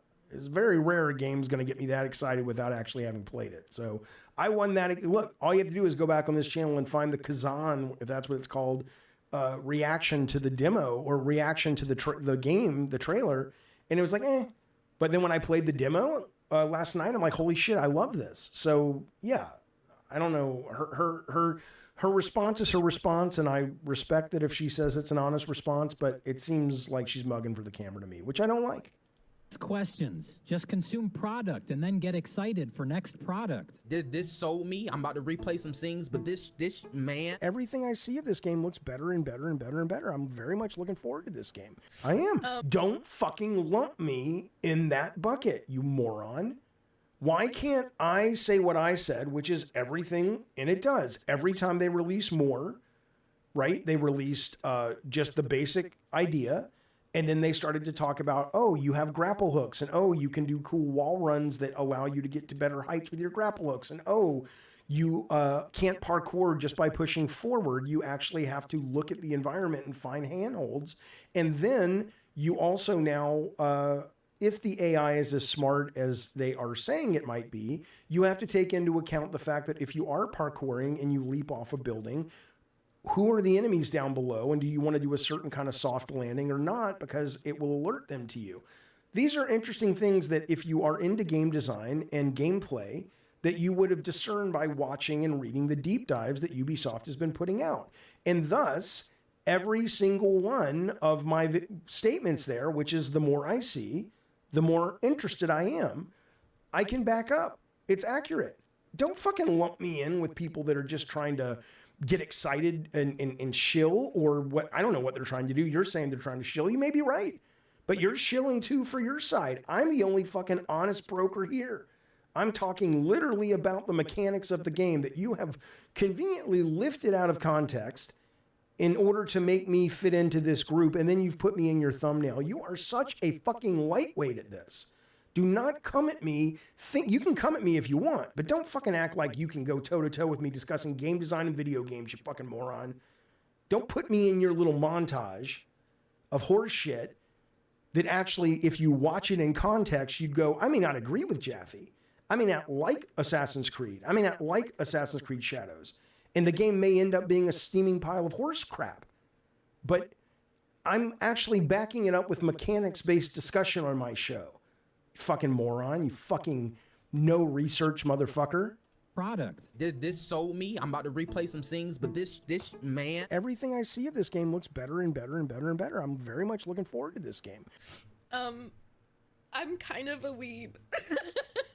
I thought the worst was over. I was mistaken.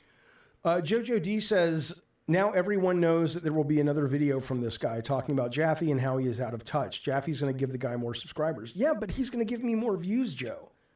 I don't lie. I genuinely feel the way I feel about this. But do I have every intention after this stream of extracting this, making a clickbait thumbnail, and putting it in the drama section of this channel? Absolutely. And will it probably, for me, get about 4,000 to 6,000 views because this guy's video is done well and he'll make a reaction video? Absolutely. And out of that, not only will I get paid a little bit more at the end of the month because of that video, but I'll also maybe pick up 5, 10, 8 new subscribers who are like, you know what? Jaffe, I didn't know he had a YouTube channel, or he's got a good point. He's not a shill and he's pushing back on this moron. So yeah, I mean, it's absolutely calculated. The difference is I let you know it's calculated. Angel says, I feel like the video included Jaffe's reaction only for more coverage. He probably just asked his editor to find people reacting positively. Great, Angel, but you know what? That's another reason that this guy can be seen as not good at his job.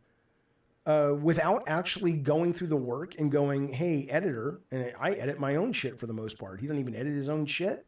That's even worse. But I mean, not that there's anything wrong with hiring an editor, but if you're going to hire an editor and tell him to do something and then you're not going to have the responsibility to fact check it, and you watch this guy's channel and you don't call him out on that, you got a big fucking problem. Hey, Movie Maniac, yeah, I know. By the way, have you gotten your gift card yet? Didn't you win the contest yesterday? Hit me up in the chat. I haven't heard from you. All right, let's keep going.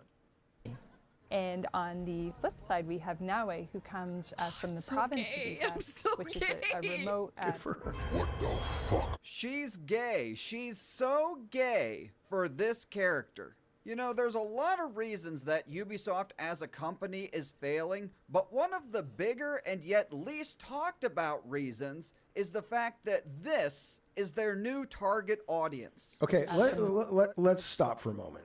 Okay, I don't care about the DEI stuff. Do with that what you want with this game. But you have lost the high ground and you have lost the right to talk about the way people look and what they are attracted to when you, my friend, Mr. Grizzy, you don't use your real name. You don't have any sense of what you look like. You use a fake bullshit avatar. And then when you go on some of your live streams and stuff, and I think you've done some lives, you don't even, you go on one of these bullshit shows that have, this award show here. I don't think Luis, you don't actually have a picture of you. I mean, unless this is you. They're making okay, fun and if this is you, but I don't know if it is or not. Let's see. I don't even know who you are, but okay, so is this the guy? Okay, that is Mr. Grizzy. So you've kind of sort of showed your face. Okay, my bad, Mr. Grizzy. I'll walk it back. You have had the courage to show your absolute beta soy boy vanilla face, just like I do.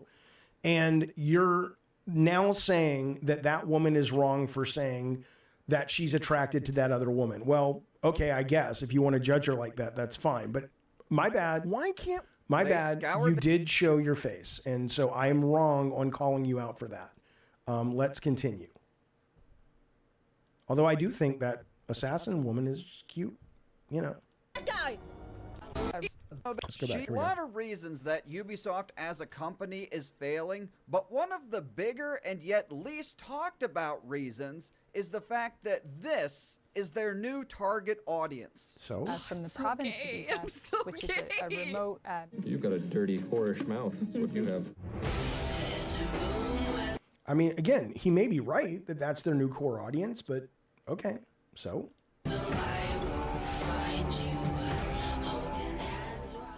A black samurai, fucking awesome. It's the black guy!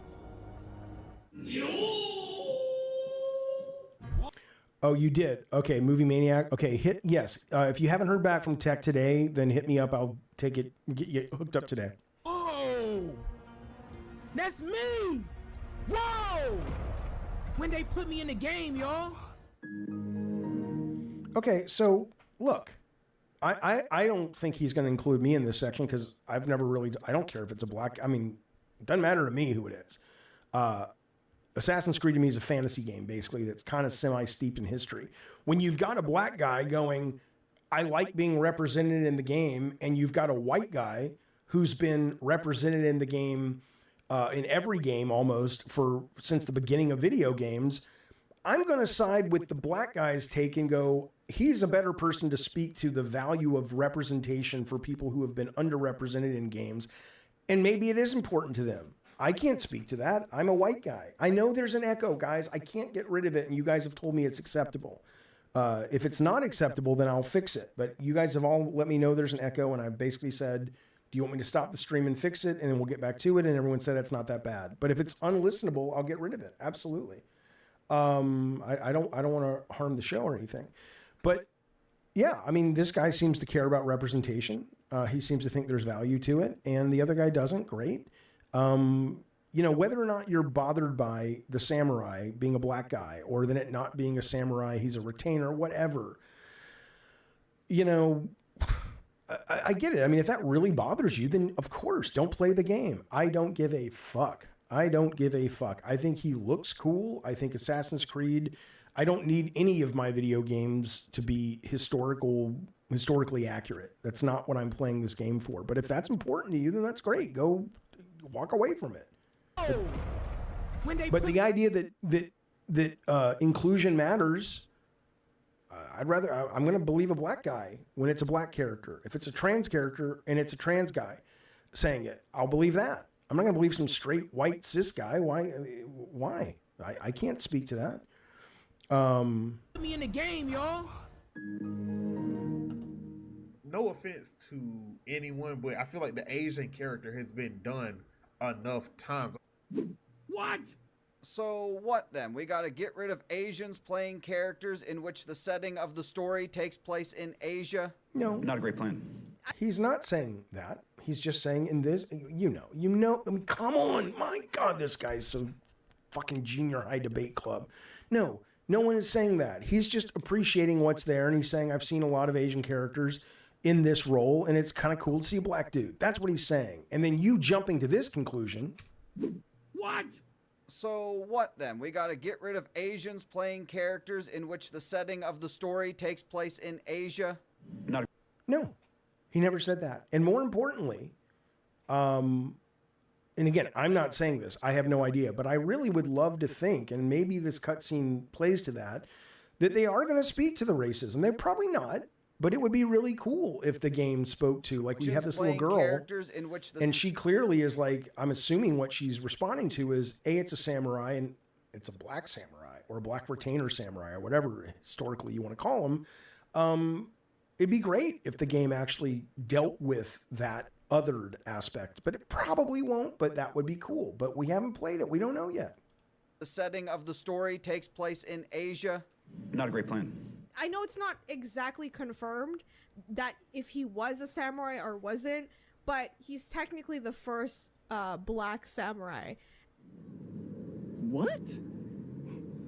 It's not confirmed, but, you know, yes, technically he yes. is. She spoke horribly. She said basically nothing, and it was stupid. Why is this in your video? Yes, we can make fun of her because she said something stupid, but do you really want to go toe-to-toe with people saying stupid things? I'm sure you've got a litany of them, pal. But yeah, it was a dumb soundbite. And I think it's cool that he's going to be in this game. That doesn't make sense. And there's no historical...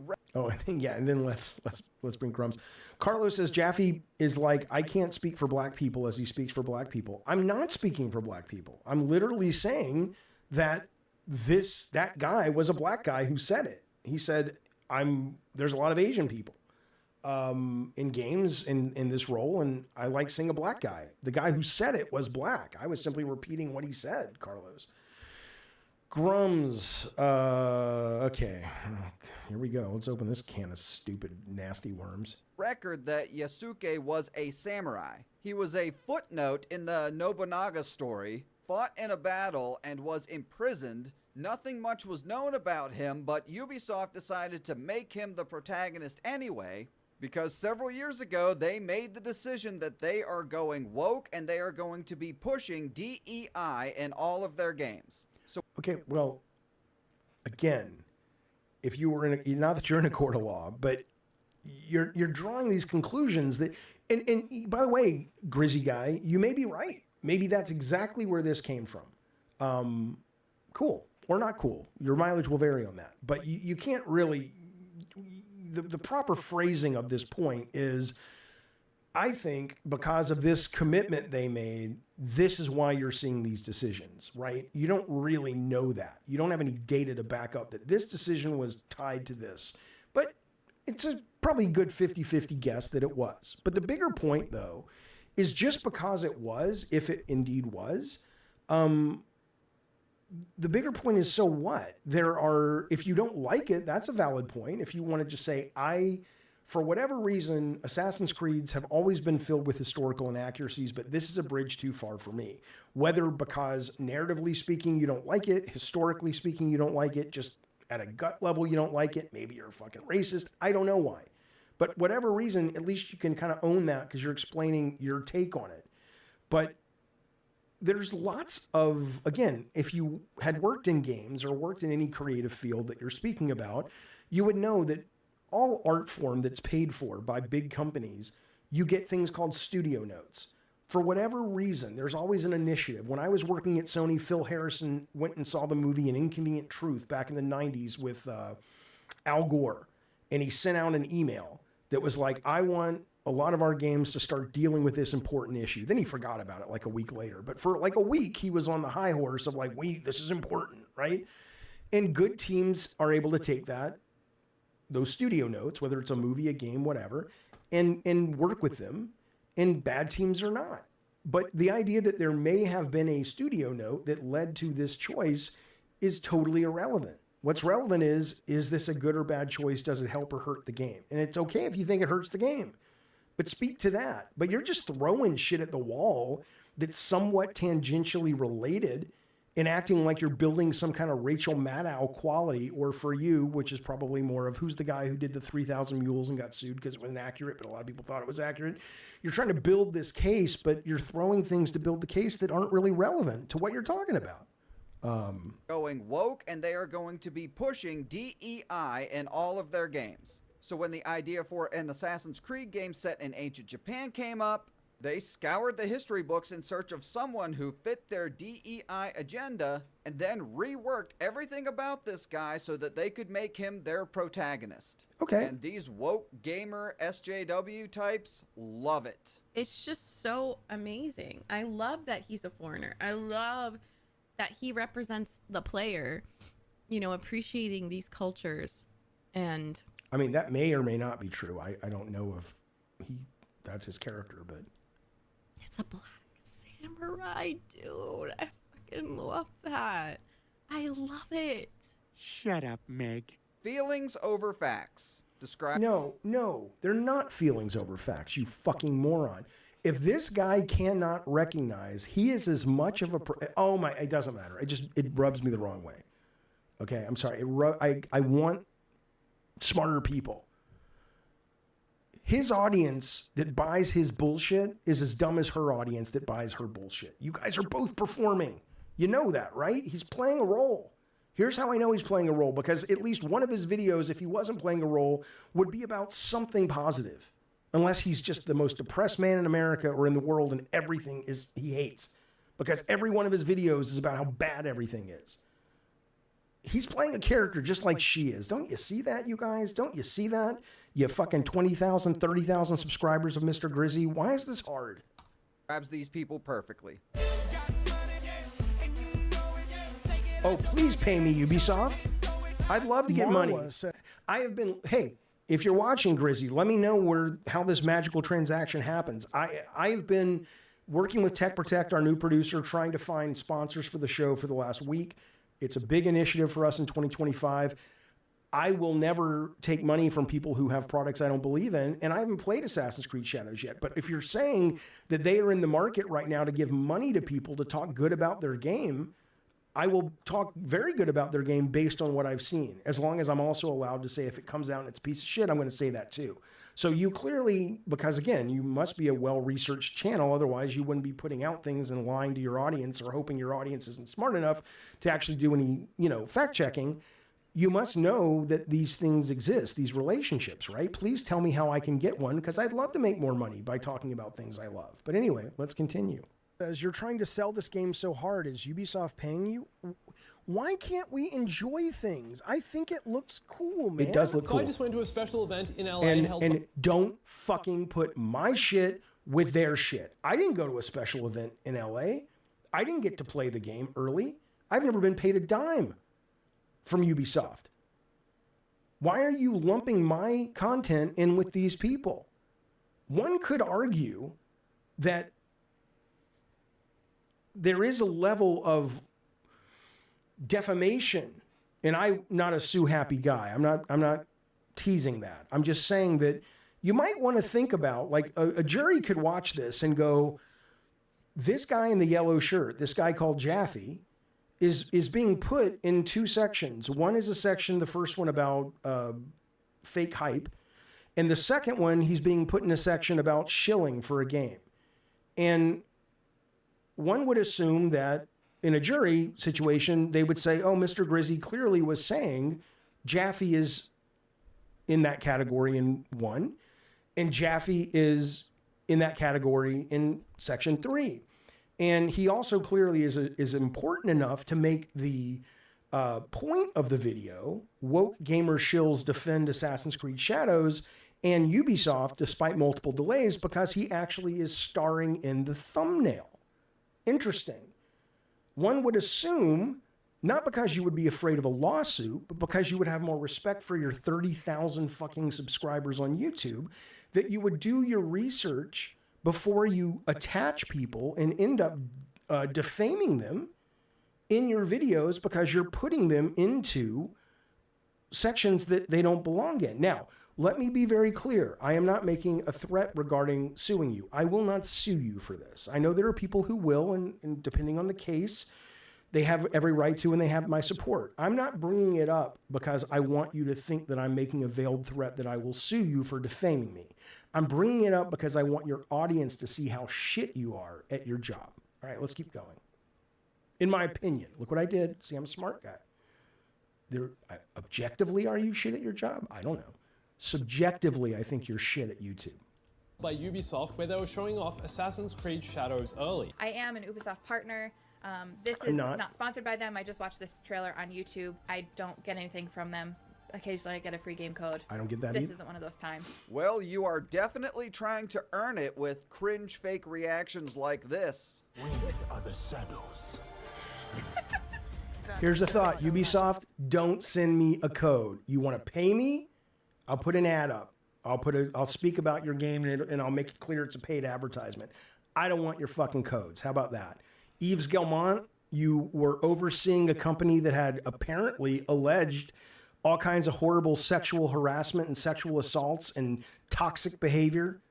I'm glad you got rid of those people, but the fish rots from the head down, Yves Guillemot. And so don't only contact me if you want to pay me to be an advertiser, and I can let people know. But I'm not looking for your fucking codes. You get it, Mr. Grizzy? I've had fucking steak dinners with Yves Guillemot before, by the way. You don't even know, you probably don't even know who runs the company. Probably don't even know anything about the company you're talking about. But that's fine. You don't have to make a video. But here's my point. I've never taken a dime from these guys. Have I? I did pitch to them, but I pitched them remotely. They did offer to fly me out to France to pitch them a game of mine when I was looking for a publisher, but that was way back in the day, and that's a totally different thing. But short of that, the idea of them ever giving me any kind of money or gifts or trips never happened, never been offered.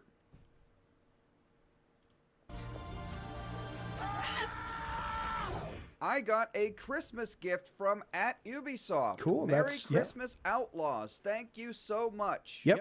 And guess what? Because she got that and because she posted that, I wouldn't trust her when it comes to, I'm not saying I wouldn't trust her at all, but I would basically be a little bit more standoffish about, do I trust her and what side is her bread buttered on? Wink. I did again. I was conscious. I was playing for the camera. I was winking. Absolutely. You're right. You're absolutely right about that. Sure. I don't get anything from them. Occasionally I get a free game code. And how much you want to bet they get the game code for the Ultimate Edition, which is I will have the Ultimate Edition, but not because of game code, but because I pay, and I got the receipts to prove it. I pay $18 a month for day one Ubisoft Plus, and I do it on PC, and I play it through Engage or Engage. No, not Engage. What's it called? GeForce Now. Engage would be very interesting. The point is, I will be playing this version, but I'll be paying for it, as I paid for Star Wars, as I paid for the Crew Motorfest. $50. Well, obviously. And the reason these people do these cringe fake reactions and post them on YouTube is in the hopes that Ubisoft notices them and rewards them. Don't notice me.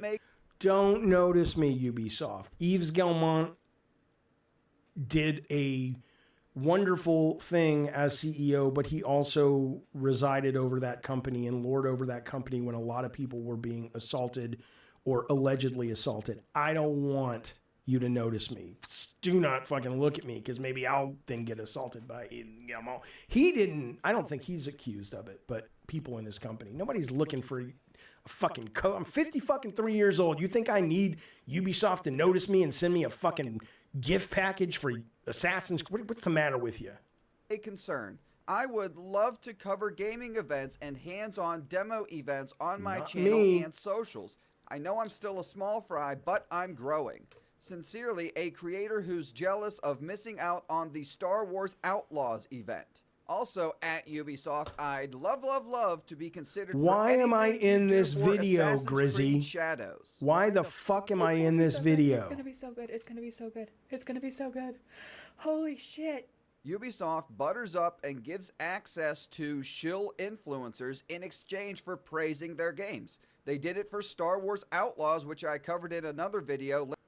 Okay, now, if I was Ubisoft, by the way, and far be it for me to tell them what to do with their lawyers, but if I was, seriously, Grizzy, you gotta be careful, man.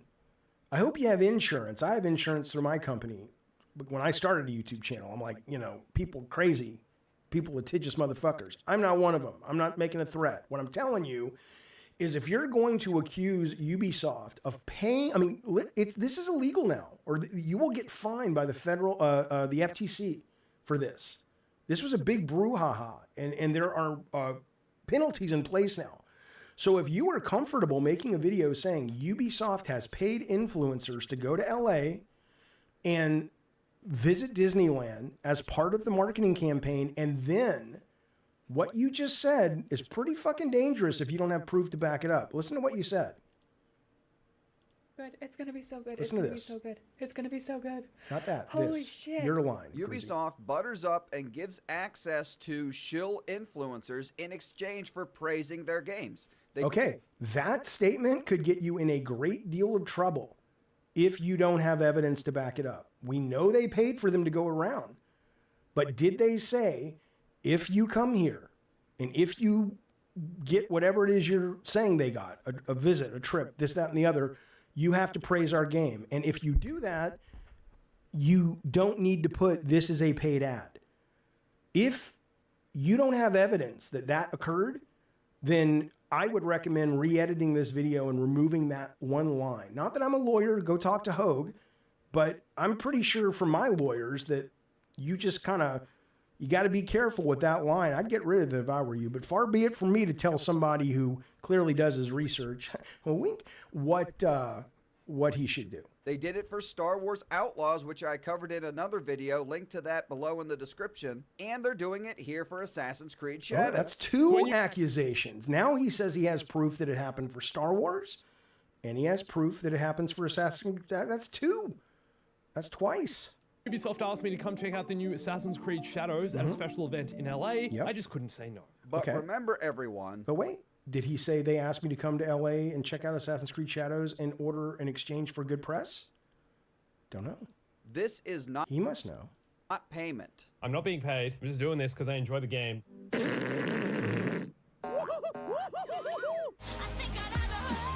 Looks like he's not going to address the fact that he has absolutely no evidence to back up relatively important accusations. Of course, access journalism is a thing, Joe Munger. It's not overt, but it's something that happens. Of course it happens. We all know that it happens, but there's a difference. There's a difference in saying, there's a difference between a video game company sitting down and going, we know there are a lot of YouTubers and TikTokers and all this shit out there, and they want access because access gets them clicks, and we can't expressly say, this access needs to equal positive response. But we know Ubisoft marketing PR, if we butter these guys up, there's a good chance, because they're kind of small fry people, they will praise us. That's legal. That's totally legal. It sucks, but it's totally legal, right?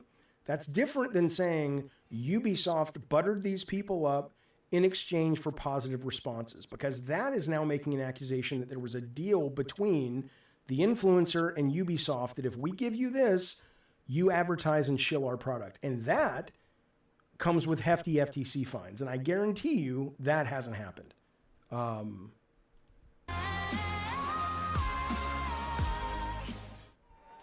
Rebuild. See? She not damn prejudiced or racist like these. You know what I'm saying? It's something that's taught, bro. The argument is, this is stupid. It's, oh, I'm back. Okay, well, he might, again, I hope he's done his research, because, you know, the first Assassin's Creed in Japan, and they couldn't give us a Japanese dude. It's like, well, they did give you a Japanese woman, and they did give you an authentic, historically accurate Japanese samurai, or samurai from Japan. Nope, we went over this earlier. It's not historically proven he was a samurai. Yes, we didn't go, Grums went over it earlier. Let's be clear on this first. I don't know where this stands. I've heard multiple things about this character from history. But regardless, you saying what I just said is invalid because of a tweet that says, I mean, God, this guy's not bright. Grum says, this is Grum's tweet. This is the smoking gun clearly for Mr. Grizzy. So Ubisoft apparently changed Assassin's Creed Shadow. So you're not basing it off of, I'm Grums, I have evidence, I have a document showing that Ubisoft did this. It's a tweet from a guy who is a known tweeter of inaccuracies, by the way, as it relates to Mr. Matty Plays. He walked it back, but he's got a history now of that. It's a guy from a known tweeter of inaccurate information, saying not only that Ubisoft did this, but they apparently, which basically is your get out of jail free card. So I'm sorry, Grizzy, you don't get to say, nope, check, got you there, Jaffe, we already went over this. No, you showed me a tweet from a guy who doesn't always tweet accurate information, that even in the tweet that you're referencing says apparently, but I don't really know. So whatever you're going to say next is ripped out of the conversation, but let's continue. He was a retainer, and Jaffe here got very triggered after getting corrected on this. Jaffe. He was a retainer. Who gives a shit? No, I didn't get triggered. Shit, whatever the fuck he was. He's a black man as a samurai in a fucking video game about a goddamn machine that lets you see into the past and fucking control ancestors' DNA. Fuck off. Mm-hmm. Jesus fucking Christ. I'm a white guy, or white presenting. Don't you think we have enough? Let the black people have a goddamn samurai in the video game. What the fuck is wrong with you? Yeah, nobody is advocating for a white samurai in this game. We just... Yeah, but we are talking about a black samurai, and I stand by that. Whether he was a retainer or not is irrelevant. Whether he was made up out of thin air is irrelevant. Because in order to care about that part of the argument suggests that the thing that you're really upset about is the historical inaccuracies. But I guarantee you could go through every Assassin's Creed game, and including this Assassin's Creed game, which you haven't played and I haven't played, simply based on what they've shown, and you can find lots of historical inaccuracies. So the only thing that we are left to assume is because this particular historical accuracy is what you're choosing to make videos on and focus on and shout about, is because it is a black man.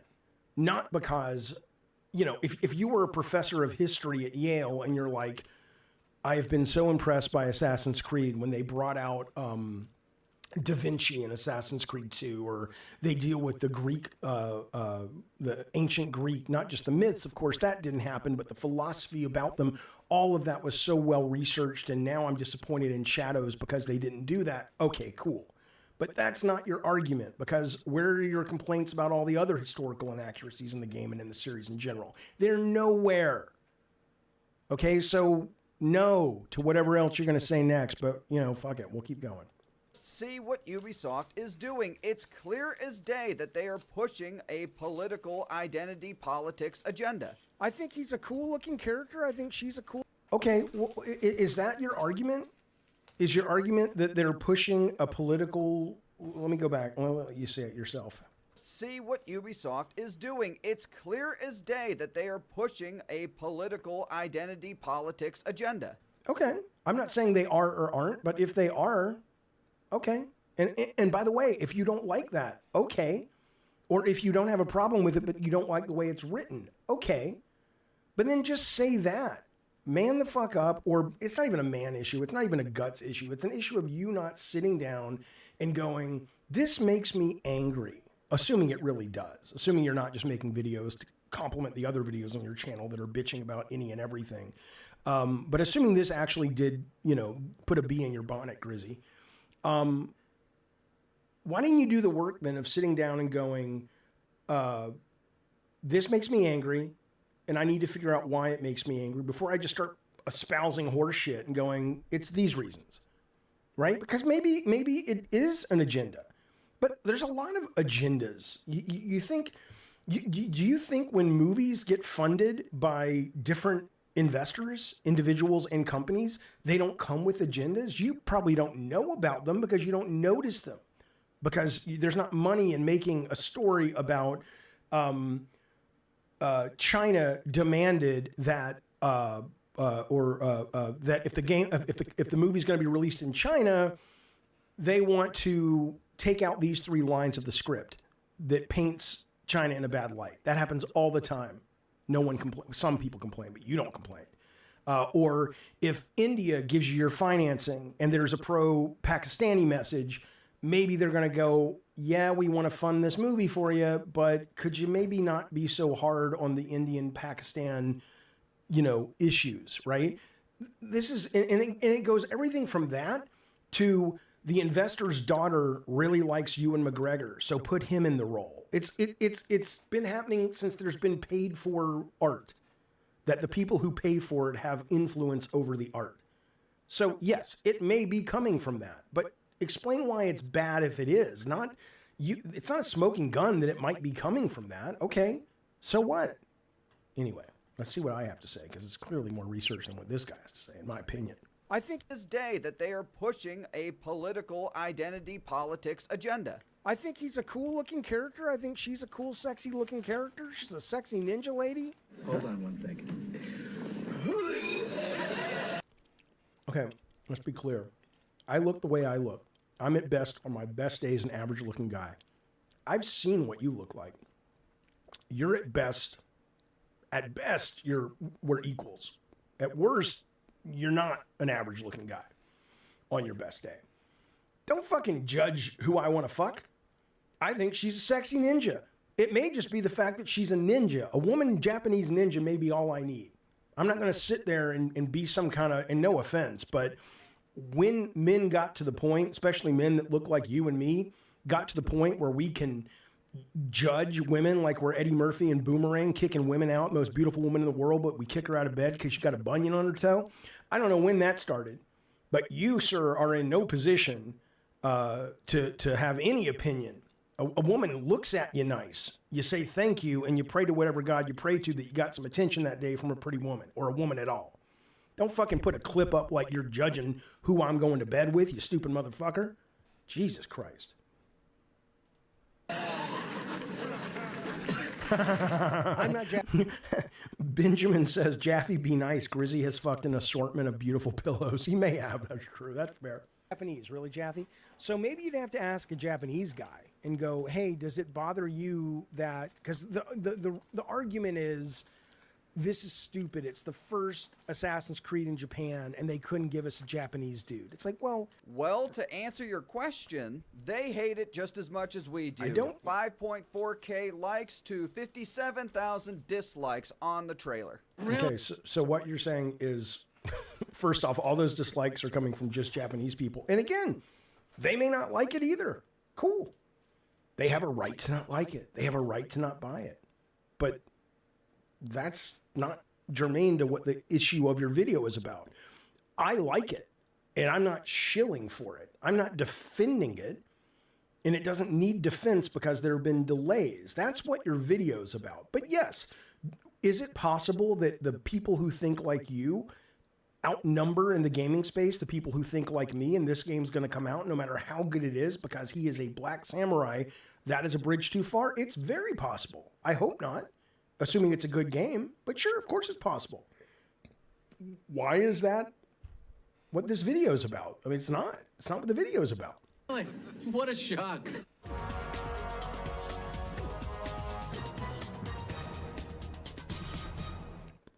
I know good and well this man's not about to criticize somebody for not doing the research, because if there, I don't even have to say it.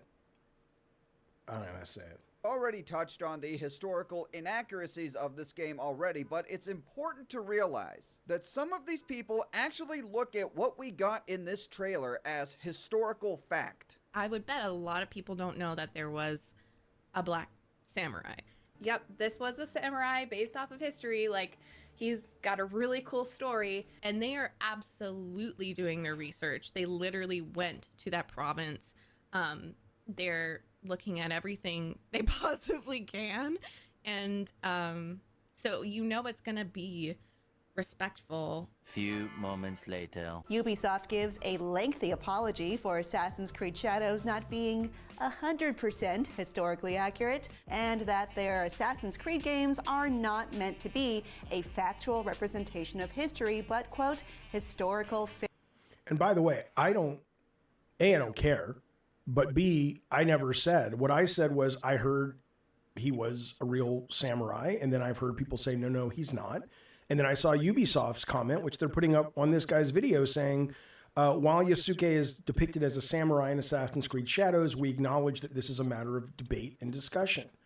I don't know. That's as far as I've researched it. I don't know, and I don't care, which is why I haven't researched it. But I'm also not making videos about why it bothers me, because it doesn't.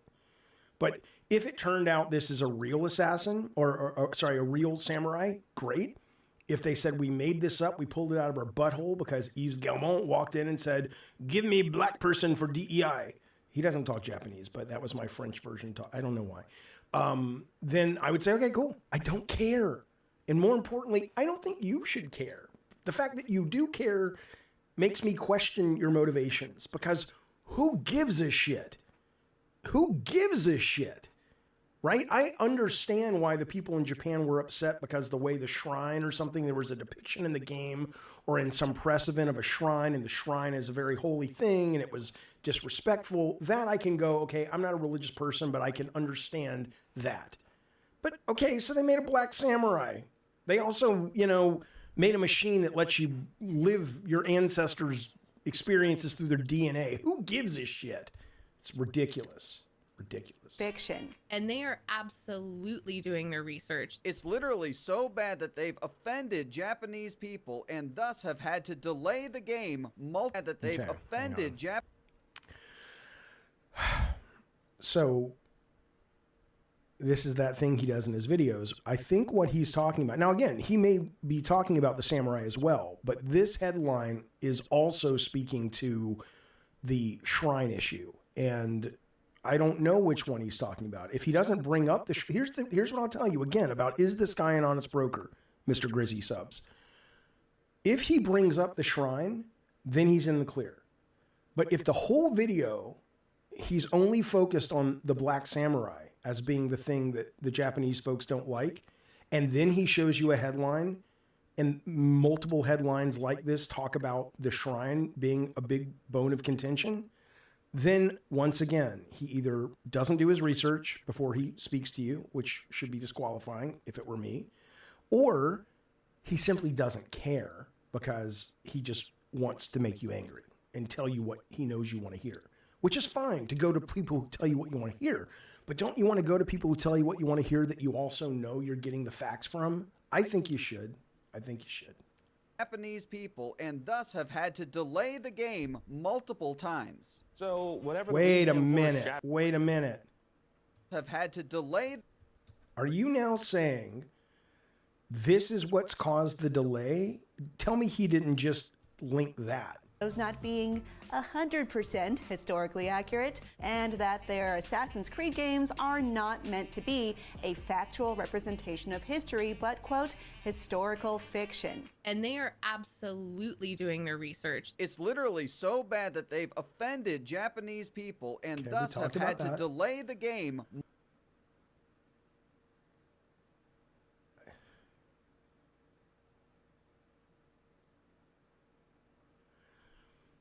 I'm not doing a bit when I'm taking a pregnant pause. I'm staggered. The man literally, maybe he did the audio and sent it to his editor, and then the editor put up stuff and didn't check that it's not matching the sound. Them delaying the game. Now, it may have been, but again, I think he should provide the evidence because I've never seen any reporting to suggest that Assassin's Creed being delayed, which is something I believe a publicly traded company, they're talking about this. Legally speaking, they can't really go on an investor call and lie about things because it affects people's financials, right? And there's laws against it. You're telling me now that he has evidence that the reason the game was delayed twice, even though Ubisoft in both cases said it was to give the team time to iron out bugs and polish it, maybe get a day one patch out that they can make the game better, and it was to assess kind of their business, this, that, and the other. Those were the official reasons I remember. Now, correct me if I'm wrong in the chat, but they've never said what this guy is saying, which is it was so bad think about it. I'm not mad at this guy. I'm mad at our culture that allows a guy like this to have 30,000 people following him and listening to him. 15,000 views this video has gotten. And he literally is saying something that has absolutely no basis in evidence that we've seen. And if he's seen it, he'd have a lot more than 15,000 views because he'd be breaking a hell of a story, which is Assassin's Creed Shadows was actually delayed not because of the Tencent conversations, not because of the turmoil that's rumored to be happening on the team, but because the Black Samurai has infuriated so many people in Japan that they have chosen to put a lot more runway between that drama and the release in hopes people would forget it. And by the way, I see you in the chat, Ravnos. Why are you doing Asmongold reaction content, bottom of the barrel content? Let me explain something to you. I know you're here a little late.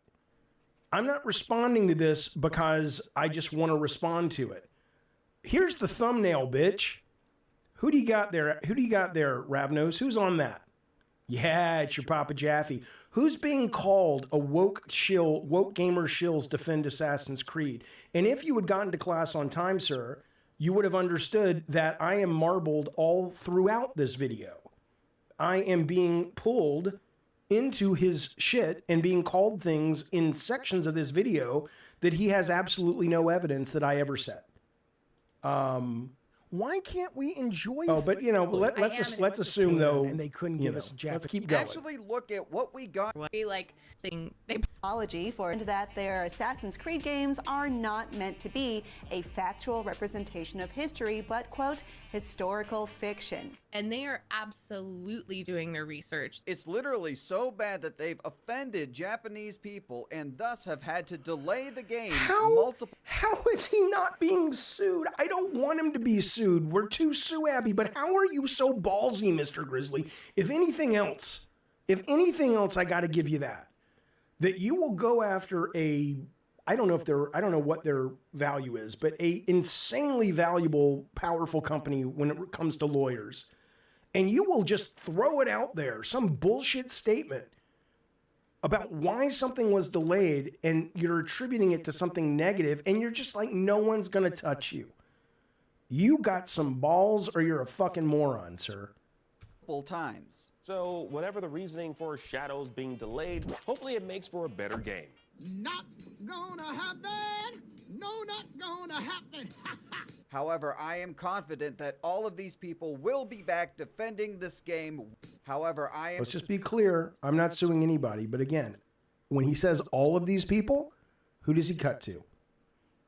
I don't fit in 90% of the content of this video that he's talking about. But all of these people, why is he cutting to me? I don't like that. That's not accurate. Gonna happen! No, not gonna happen! However, I am confident that all of these people will be back defending this game when and if it eventually releases. So please subscribe to the channel so you don't miss I don't think I will. upcoming content. Check out some of the other videos already live on the channel. Smash that. No, thank you, sir. All right, that's that story. Okay, here's what we're going to do. Thanks for putting up with that, but it pisses me off, man. Shit like that. But let's move forward. So here's what we're going to do. We're going to talk about Twisted Metal. Oh, and by the way, here's something else. I'm not one of these guys that's like, I don't need to show. I play a bunch of games. I don't care if you know I'm a gamer. I don't care if you think I'm a gamer. But maybe he's done this too. I don't know how many games he plays. I'm looking at my Assassin's. I don't play a lot of Assassin's Creed. Here's what I've played, at least on PlayStation. I've played some others on PC. But Black Flag I played the most of, then Brotherhood, then 2. I never played 3. I played Odyssey, but it wasn't on this system. Never played Valhalla other than the first opening of it. But maybe I think I'd love to know how steeped he is in this culture. Does he play a lot of this shit? Does he actually even know about this shit? Or is he just, maybe he does. Maybe he's, I don't know. It bothers me that a lot of these people just don't get called out, I guess. That's kind of annoying to me. Okay. So here's what we're doing. We're going to take a very, very small break. And on the other side of the break, here's what we're talking about. We're going to be talking about leaked footage or not footage, but leaked information from, or at least allegedly leaked information from Firesprite's canceled game, which was Twisted Metal, but apparently they also have some information on a science fiction game they were working on. We're also going to talk about some of the rumors about GTA that hit today, which, I've been interested in GTA, not excited for it just because it looks fine, but whatever. But some of these things, if they are to be believed by this guy who says he played a version of the game last year, sound pretty good.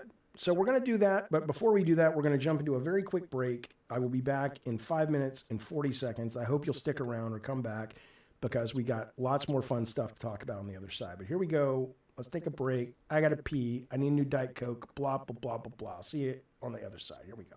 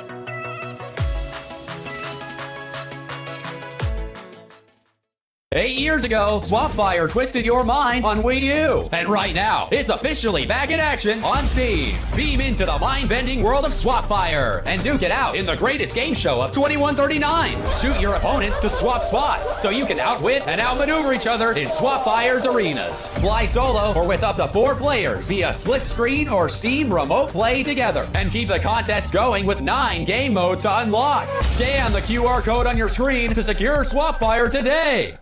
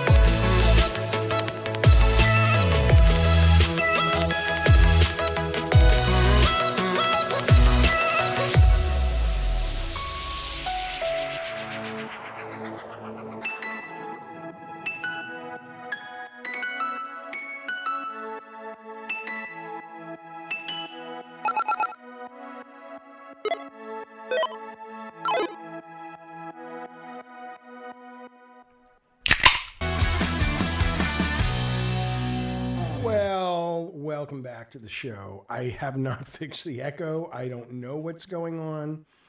Let me take a quick look and see if I can solve it before we jump back in. I have no clue why we would be getting an echo, though. It doesn't make any fucking sense, but, you know, it wouldn't be the first time I totally shat the bed when it came to, oh, I think I do know why we're getting an echo. Hang on, I'm an idiot.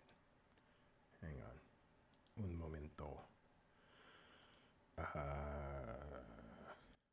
that going to fix it, or let's see.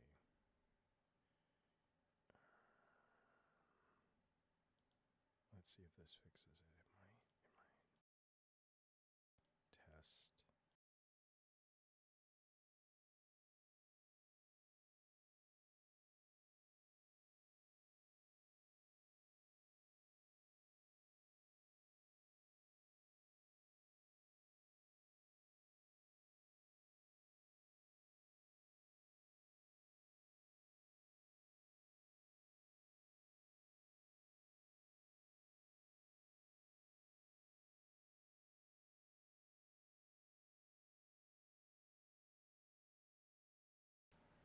Test.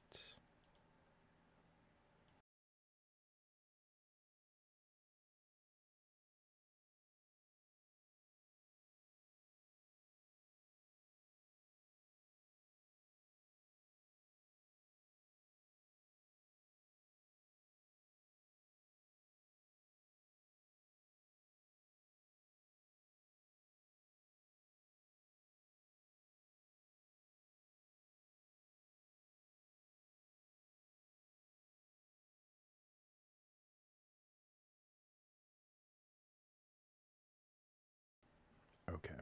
I assume we're back in business. Is that better?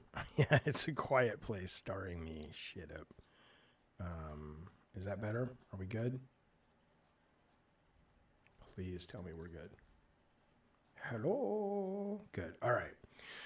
Welcome back to the show. Welcome to the second half of the show. I don't have the echo fixed, but, you know, we'll do the best we can. Or maybe the echo is fixed. I don't know. It's okay. Echo came back. Yeah, let's move on. I'll fix it for the next show, I promise. I apologize. Okay, let's get to the juicy news, which is this. Well, first off, it'll lead into the Twisted Metal stuff. Let me look at one more thing. Okay, you don't hear an echo? Anthony, I hear an echo. I don't know why. But you know what? It's probably a setting on this fucking microphone thing, this pod track, and I just don't honestly know enough about it. I just plugged it up. I got Last Stand Media sent it to me when I started doing their podcast a lot, and I just turned it on, and I probably hit a stupid fucking button that makes it echo. I know there's an echo, guys. I know. Okay, here we go. So we'll start with this story, which is going to relate to the leaked PlayStation stuff. But the gist of the story that was Jeff Grubb, journalist guy, I wonder if Jeff Grubb still has me blocked. I was so pissed when I found out he blocked me, not because I don't know the guy. I don't really personally care if he blocks me, but because I think he thought I was some right-wing guy. And that always pissed me off. I'm like, why would anybody ever associate me with that? But let's see if Jeff Grubb still has me blocked. Jeff Grubb. Probably does. Grubb. Oh, well, he doesn't. Oh, yeah, Jeff Grubb has blocked you. Why? Because it doesn't matter. The point is, and you check the designated echo button. There's a designated echo button? Please, if there's a designated echo button, someone tell me. It's called PodTrack P4. If there's a designated echo button, please tell me. And maybe I just hit it by accident. Anyway, Concord, this is Jeffrey Grubb. He says, Concord responsible for PlayStation's latest live service cancellations. He said, for future releases with Concord becoming an example of what not to do, and Helldivers 2 likely serving as the template. The focus has now shifted to quality over quantity. And they've already canceled, I think they only have 12 left of the 12, 6 left of the 12 they announced. And this is sort of what Grubbs kicked it off with. And then Shu Yoshida, when he was on Kind of Funny the other day, you know, I saw the interview or parts of the interview. I don't remember him saying I would have tried to resist Sony's live service push, but that's kind of how the headline has gotten spread. My understanding of what he said was one of the reasons he felt maybe not as welcomed or to be promoted and whatnot is because maybe there was a sense he was hinting at that, by the way, Mr. Grizzy, whatever your name is, see what I do? I make it clear, I don't know. I watched the interview, I watched you say things, and now I'm saying my take on it was he kind of made it clear, in my opinion. That's how you do it, buddy. That's how you do it. It's okay to learn. We learn new things every day. So we don't end up in court, right? Right? Wink. We learn new things every day. And so Shu was suggesting maybe that he would not have been as big of a supporter if he had been at that position that he was removed from to go to indies of the live service push, basically. We don't know really what Shu was going to do next. Real Boss Moss says Shu's going to still be making games, right? My understanding is he has said that he wants to stay in the business. He will continue to stay in the business, but I don't think he's really announced what that looks like yet. So I think a lot of us are very eager to see what his next steps are. There's a lot of interesting things he could do. And a lot of people would be very wise to sort of be having meetings with him right now. Okay, so listen to this. This is from the Game Post, okay? Sony-owned Fire Sprites projects leak. Revealed cancel Unreal 5 post-apocalyptic live service game, which is Twisted Metal, I'm sure, and sci-fi battle royale. Now, here's the tricky part. The last time I put benign footage on my show of some of Sony's stuff from the Insomniac leaks, I got some kind of takedown from Sony, a company they use, a third-party company. Even though people were showing footage of Wolverine that's still up, for whatever reason, I got caught in their filter. So I haven't even seen these images yet. I'm going to read you the story. We're going to talk about the story. But what I would advise you is just go to thegamepost.com in a second window while we're talking if you want to see this footage, because I don't feel comfortable showing it to you because I don't want to end up with that bullshit again. But let me read you the story. Leaked Fire Sprite images reveal canceled UE5 post-apocalyptic live service game and a sci-fi battle royale concept. They've since shut this down. This was one of Sony's internal studios. Earlier reports, according to the Game Post, suggested that the studio had been grappling with internal issues, including claims of a toxic work culture, mismanagement, multiple high staff departures. On top of that, one of the studio's ambitious projects, the live service Twisted Metal game, was reportedly canceled earlier this year as a result of the layoffs in Sony's gaming division. Okay, so let's see. The Game Post came across a collection of concept art and 3D renders that offer a look into the Twisted Metal project. The images were originally shared online by a former lead artist showcasing intricate weapon and prop designs.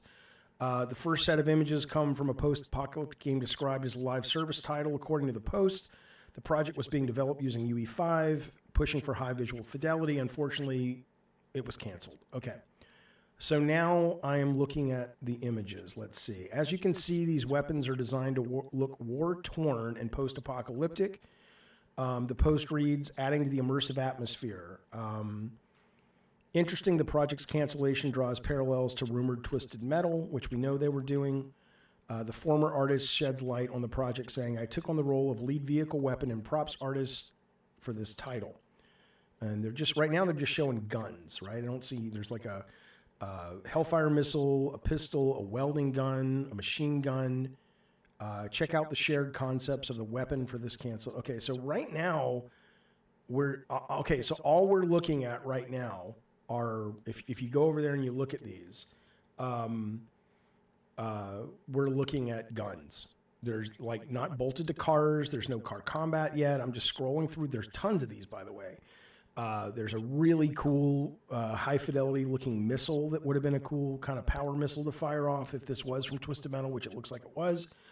The fact that they have handguns they're really getting in. You can go to the Colt and you zoom in and there's like, Colt 45 text and shit stamped on the side of the goddamn thing. So I don't know if this was going to be something you could get out of the car and you had humans, or this was leaning out of the car and shooting. But these are not weapons that are bolted to the car. So there's really not much. It's almost like if I didn't tell you this was from Twisted Metal, you would never in your life go this. The only thing that seems Twisted Metal-y is this very cool looking missile. I think the missile is really, really neat. But I don't, everything else just looks like Call of Duty weapons, basically. And then it says the second project, in contrast, leaned into a vibrant sci-fi aesthetic. It was a free-to-play battle royale game featuring sleek, stylized weapons and props. The Post explained that the project underwent several stylistic changes as it was transferred to another dev when the intellectual property was sold. It was the dev on the title went 18 months before they handed it over. Presenting a collection of stylized concepts for weapons and props designed for a sci-fi battle royale game is what the project said. And these are neat. I wish you could see these. These pop a lot more. Just go look. Go to thegamepost.com and leave it open while we're talking, because I can't show it to you. But these guns are really cool. They almost look like cool, I don't want to say Nerf guns because then you're like, that sounds stupid, Jaffe. They look kind of sort of cartoony, but not really guns. Kind of like if you remember Marathon that Sony's doing with the woman on the cover. Here, I'll show it to you. It's kind of got that kind of sleek plastic future kind of flavor going on. I think these are pretty neat. I actually do like these weapons. They got a cool bow and arrow as well. Oh, they have a very cool future bow and arrow. They've got cool mag boots. These are cool. No, Marathon, they're not the old Marathon. In related news, yeah. So, I mean, these are both canceled games now. These are from Fire Sprite. It is amazing, by the way. I will tell you, the amount of content that gets created and then just left to gather dust in video games. It is just so goofy and so nuts that so much work goes into this, and so often it never sees the light of day. So, this is not like the Insomniac leak. This is not some massive thing. So Sony probably wouldn't even care if I showed it to you. But just to be safe, I would prefer not to. But I do recommend it if you're curious. Machine says, what I don't get is with some of these games, why didn't they try to make these standalone games but include MP in hopes of a lasting live service? Because it's such a different process, right? Like even when we were making Twisted Metal 2012 and they said, hey, we want a single player game bolted on to the multiplayer game, and I should have said no. I mean, it's hard to say no to a lot more money, not in terms of my own wallet, but in terms of more time for the team, because you knew a lot of that would also benefit the multiplayer game, and it did. But we were not the studio built to make a satisfying single player game. That's not why that studio was built.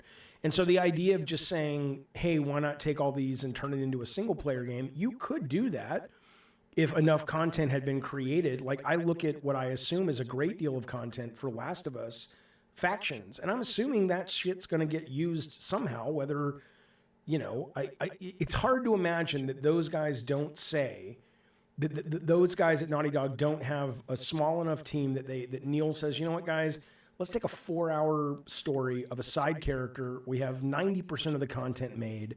We already know what the game is. Just give us like a PlayStation Plus Premium, and anyone else who doesn't subscribe at that level, it's $15 to buy.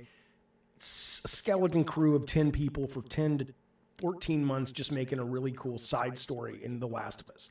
I would agree with you, and I would be surprised if they're not doing something like that. And if they're not, they should be ashamed of themselves because they fucking should. It's a good way to bring up a team, and bring leadership up. And it's also a good way to get some of your return on those things. Unless they basically said, we're canceling this, and in canceling it, we're taking a write-off. And in taking a write-off, we can't use any of that stuff for future profits. I don't know the law there when it comes to that. So I don't really know. Okay. If Eddie says, if Twisted Metal didn't have a single player, it would have been a cheaper price. Well, I mean, it should have. It was designed for that. It was originally designed to be multiplayer only. I don't think it was ever going to go in a box. It was going to be sold directly on the PlayStation Store, and we were going to hopefully be able to sell new cars and levels and, skins and shit like that. That was the original plan for it. And, it probably would have been cheaper. And, I don't know if it would have done any better, because ultimately that game died because there was no beta test to figure out the NAT number settings on people's routers, which fucked that entire game. That game, I don't know if it would have been a big hit or a minor hit, but when people played it, a lot of people online loved it, and I loved it, and when it worked. And the biggest mistake, and again, you don't know what you don't know. Our company, Eat Sleep Play, didn't know it. Sony didn't have the experience to know it. We should have had a beta. We should have had an absolute private beta to work all that shit out. And we didn't. And we sold it for $60 or $50 or whatever it was. And rightly so, we got fucked because players were like, go fuck yourself. I want my money back. And they were right. They were right. And it's such a shame because I am so proud of the work we did in that game. It's such a well-designed game across the board, in my opinion. Obviously, even the helicopter, people bitch about the helicopter. The helicopter could have worked. There were some bugs in that we should have had a patch. We didn't. It doesn't matter. It's water under the bridge, but it pisses me off. Okay. let's talk about this other leak today. Now, this one is a lot more juicy, but it also is a lot less provable right now, because all we know from GTA 6 Countdown, this is a tweet, and I guess these guys cover, let's see, they have about 250,000 followers. Clearly, they are into the world of GTA a great deal. It says, and I can put this up on the screen. Here you go. It says, a user claims to have seen a few hours of GTA 6 gameplay at Rockstar from 2024 testing build and describes some interesting details. And if these are true, they are interesting details. Here we go. Here's what he said, or she said, or they said. Shooting NPCs feels so realistic that it makes you feel bad and will be harder to do. NPCs react with realistic movements and show pain and shock when they're shot. Stomach shots make them move slightly back, bend forward, put their hand on their stomach, check for blood, stumble and drop to their knees, gasping for air while stuttering, "Why did you shoot me?" That's interesting, especially, I mean, that's cool. If that's, I mean, it's not cool that it happened, but it's, I did a tweet 2 years ago that I still get people coming at me about because they thought it was some kind of racist, homophobic tweet from me, where I basically said, where does an NPC stop being a play piece of like, hey, if I kill 50 of these, I get a trophy? And when does it cross the line into, I don't feel good about what I'm doing? And for some people, including me, depending on the game, it's already arrived at that point. But as it relates to my tweet, I was like, hey, what if you had to do this I picked the worst thing possible that anybody other than like a devil would go, I don't want to do that, which is going into a minority club filled with all these minorities and shooting it, and destroying it. But you got a trophy for it. Would you do it? And people thought I was like advocating it. People are fucking nuts, man. People are fucking nuts. But regardless, though, I think this sounds really interesting. The first time I ever experienced an NPC in a game where I felt, was Days Gone. And I don't know why it was, if it was the visual fidelity, if it was the way the animations happened when you shot somebody. But when I shot humans in that game, that were NPCs, it's not like I'm not going to play it. It's too offensive. But it gave me a little bit of a pause. I didn't want to do it unless I had to, which I thought was interesting. Here's more stuff. They said cops can set up a crime scene after a shooting and take pictures, measurements. Afterwards, the bodies will be picked up and taken away to a mortuary or hospital. I find that's a hard one to believe. That's a real hard, it's possible, of course, but it seems like a waste of resources that if you just start shooting people, maybe in a specific scene or maybe in a specific mission, but the idea that there is a working system of police and ambulances that show up whenever you kill an NPC, that seems like a lot of problems that you have to solve when it comes to testing and bug testing and making it work everywhere that, but it does say that cops can set up a crime scene. I don't know about that one. The world feels very alive, as nearly everything has a physical place, even debris and litter of all kinds. Okay. The game is breathtaking and feels truly next gen with a real jump in graphics compared to Red Dead. This one got me interested though, because I hadn't thought about this with it being set in Florida, but I think this could be interesting if it's true. Storms and hurricanes feel real, with wind moving poles and road signs and NPCs losing balance and running for cover. I think that's pretty fucking interesting. I never for once considered this because it was Florida, but if you are going to be sort of, creating the modern day cultural version of what Florida is, you got to have the hurricanes, man. That would be amazing. And I'm sure maybe this has been in a game, but I don't remember ever playing a game that was like in a hurricane storm. I guess that's redundant, but in a hurricane like you see on the Weather Channel when it comes ashore. Like Real Boss Moss says, hurricane heist, let's go. Right, and kayaking, like Gimpy says, in the hurricanes. Or if you guys remember, there was a flood in the south. It might have been New Orleans, and the graves literally came up from the ground, and they were literally. You can see pictures of this. It's not a horror movie, and the coffins were floating through like suburban streets. I mean, what? So yeah, they could do a lot with that. I hope they do. That's fucking nuts, man. If they're actually doing that. I don't think I skipped one. No, we went to this one. Now we're on this one. Crews of maintenance and cleaning will interact with the world and what the player does. Okay. I mean, again, that seems like a lot of work but maybe. I mean, after a big crash, traffic jams will occur until the road is cleared and a random event can be triggered and a truck, a van, and a crane will arrive at the crash site and NPCs will naturally clean, remove, and load debris and transport it. I don't think that's true, but if it is true, that is going to move the needle. Whether the game's great, bad, or just okay, which I'm sure it won't be bad. If we start seeing NPCs respond in a more realistic way, I think at the AAA level, a lot of games are going to have to start doing that. People are going to demand it. It's just going to be what's expected. It's really cool. NPCs will record and call cops in case of a shooting or after a big car crash. I mean, whatever. Construction workers can actually dig, put up poles with cranes, or do road work. Why? Who cares? The road is destructible to a certain point. Holes in the road have real physics, and water will remain there after a storm until it's evaporated. That's interesting. That's interesting.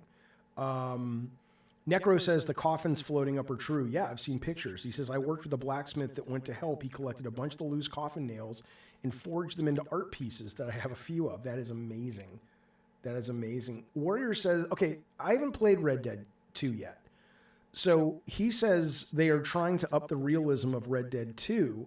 So do you think then, Warrior, then that based on where they went and the trajectory they were setting in Red Dead 2, that this is possible, that these don't sound, some of these like construction workers, like I like the idea that you can have potholes with water and all that stuff, but actually having maintenance and cops and all that stuff, does that sound like the path they were on with Red Dead 2?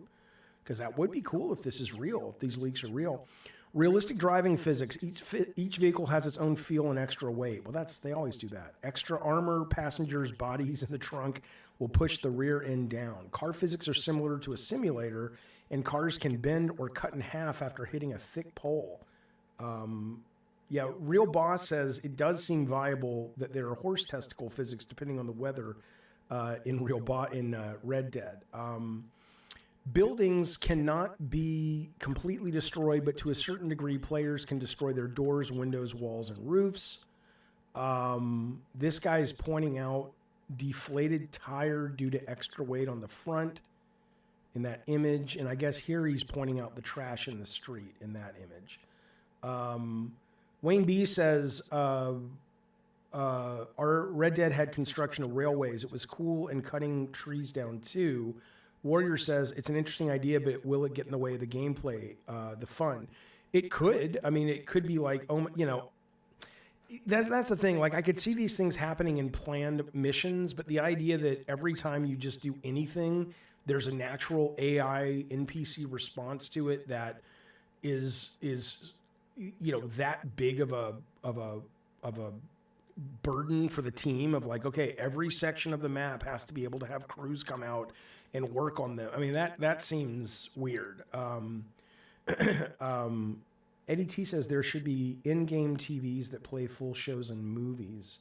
Oh, you mean in the game itself? The first one that I know that ever showed a full movie was that Xbox thing from the guy who did Rick and Morty, where he put the dinosaur movie about the guy who had his consciousness transferred into the dinosaur. That was pretty good. Okay, let's see. I need to play. Machine XP says you might be able to turn it down or off through single player. It would play more of a role online. I don't think I have ever played like any real meaningful GTA online, and I think I need to fix that. I might even fix that tonight because I know it's huge, and it's just escaped my, focus, I guess. Okay, we talked about the buildings. Jason and Lucia is how you say her name, hold guns differently and have their own feel and weight and movements. Players will be able to carry a rifle on their back and a handgun strapped in front.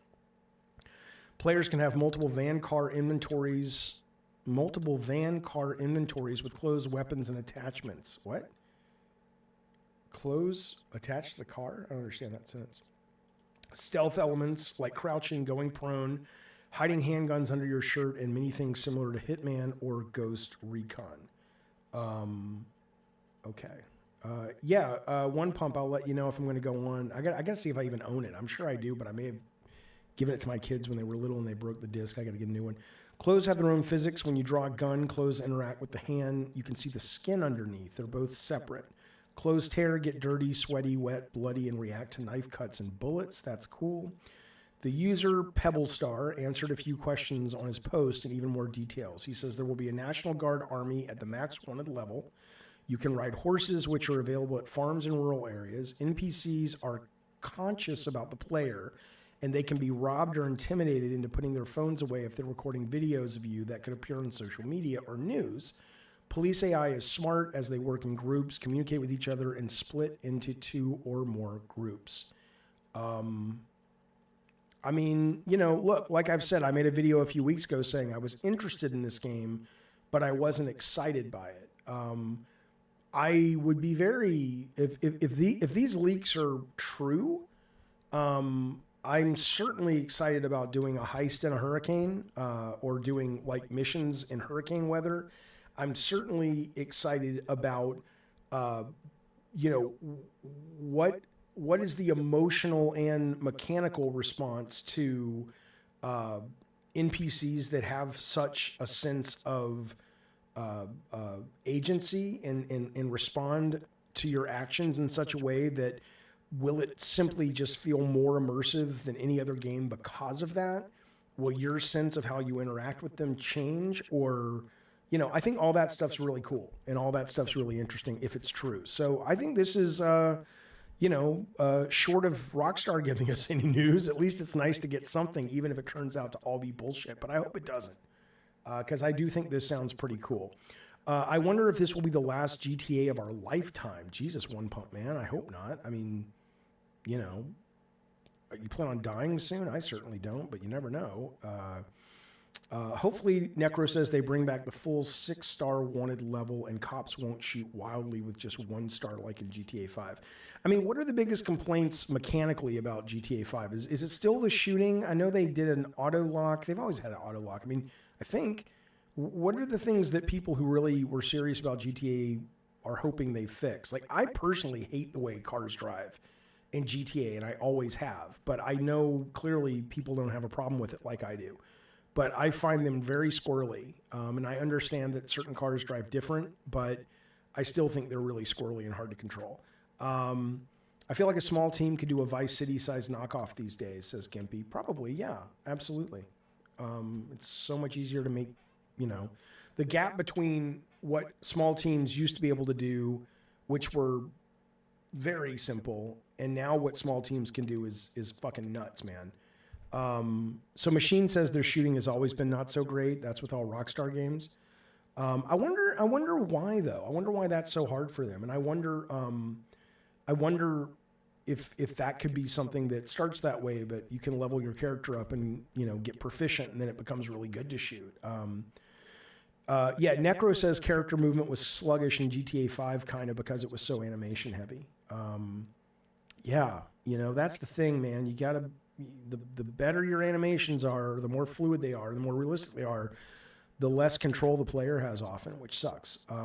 They should have police oppression and violating people's rights. I mean, I agree, Anthony. I mean, I know that the GTA has they'll call it a satire. Whether you believe it's a good satire or not is up for debate, of course.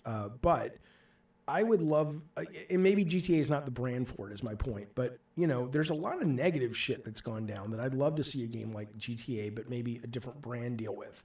I don't want to say the term because of YouTube, but like where people are educated and they go into those places and people come in and wish to do those young adults harm. I think a scenario like that would be horrifying, but fascinating. I think a scenario like January 6th would be horrifying, but fascinating. You know, I would love, but I don't think either one of those, you know, unless, I guess you could satirize January 6th. You probably can't satirize, you know, some of those other tragedies, of course. The targeting system, says Real Boss, and GTAs are too involved at times. Their systems are numerous, but not necessarily the best feeling. Yeah, I mean, that's kind of the thing. That has been the one complaint I see a lot about it. But I'm if these things turn out to be accurate, I consider me more interested than I was before I saw these, is what I would say. Okay. My dearest delightful pals, that has been Jaffe Talks Games for Saturday the 18th. It is 5:30 here in San Diego. I will be streaming a video game tonight. I may be playing games with my kids online. We might play Chain Together. We might play Fortnite, but I will be streaming and talking to the chat. I just got to get all that set up. And then again, tomorrow, I am back. If you are into such malarkey, we are going to kick off our D&D campaign with myself, Retro Gaming Queen from the chat, Viadri, Gina from the chat, Hectorhowl from the chat is our DM, and we will be having a couple new people. Thrain Stoneguard is my name. I am a dwarf ranger who doesn't like people. And I'm very excited for this experience. We did a 0 session yesterday, built the character, had some really fun times in a gladiatorial arena, and this will be happening tomorrow. So it's, and by the way, here's what I'll say. It's not always fun to watch people play D&D unless it's edited. But we do have a bit of an idea for how we might involve the audience. So if you're even semi-curious, show up tomorrow. Let's hang out and play some Dungeons and the Dragons. In the meantime, if I don't see you tonight, be well, be safe, be good out there in the world, and hope to see you soon. Bye, everybody.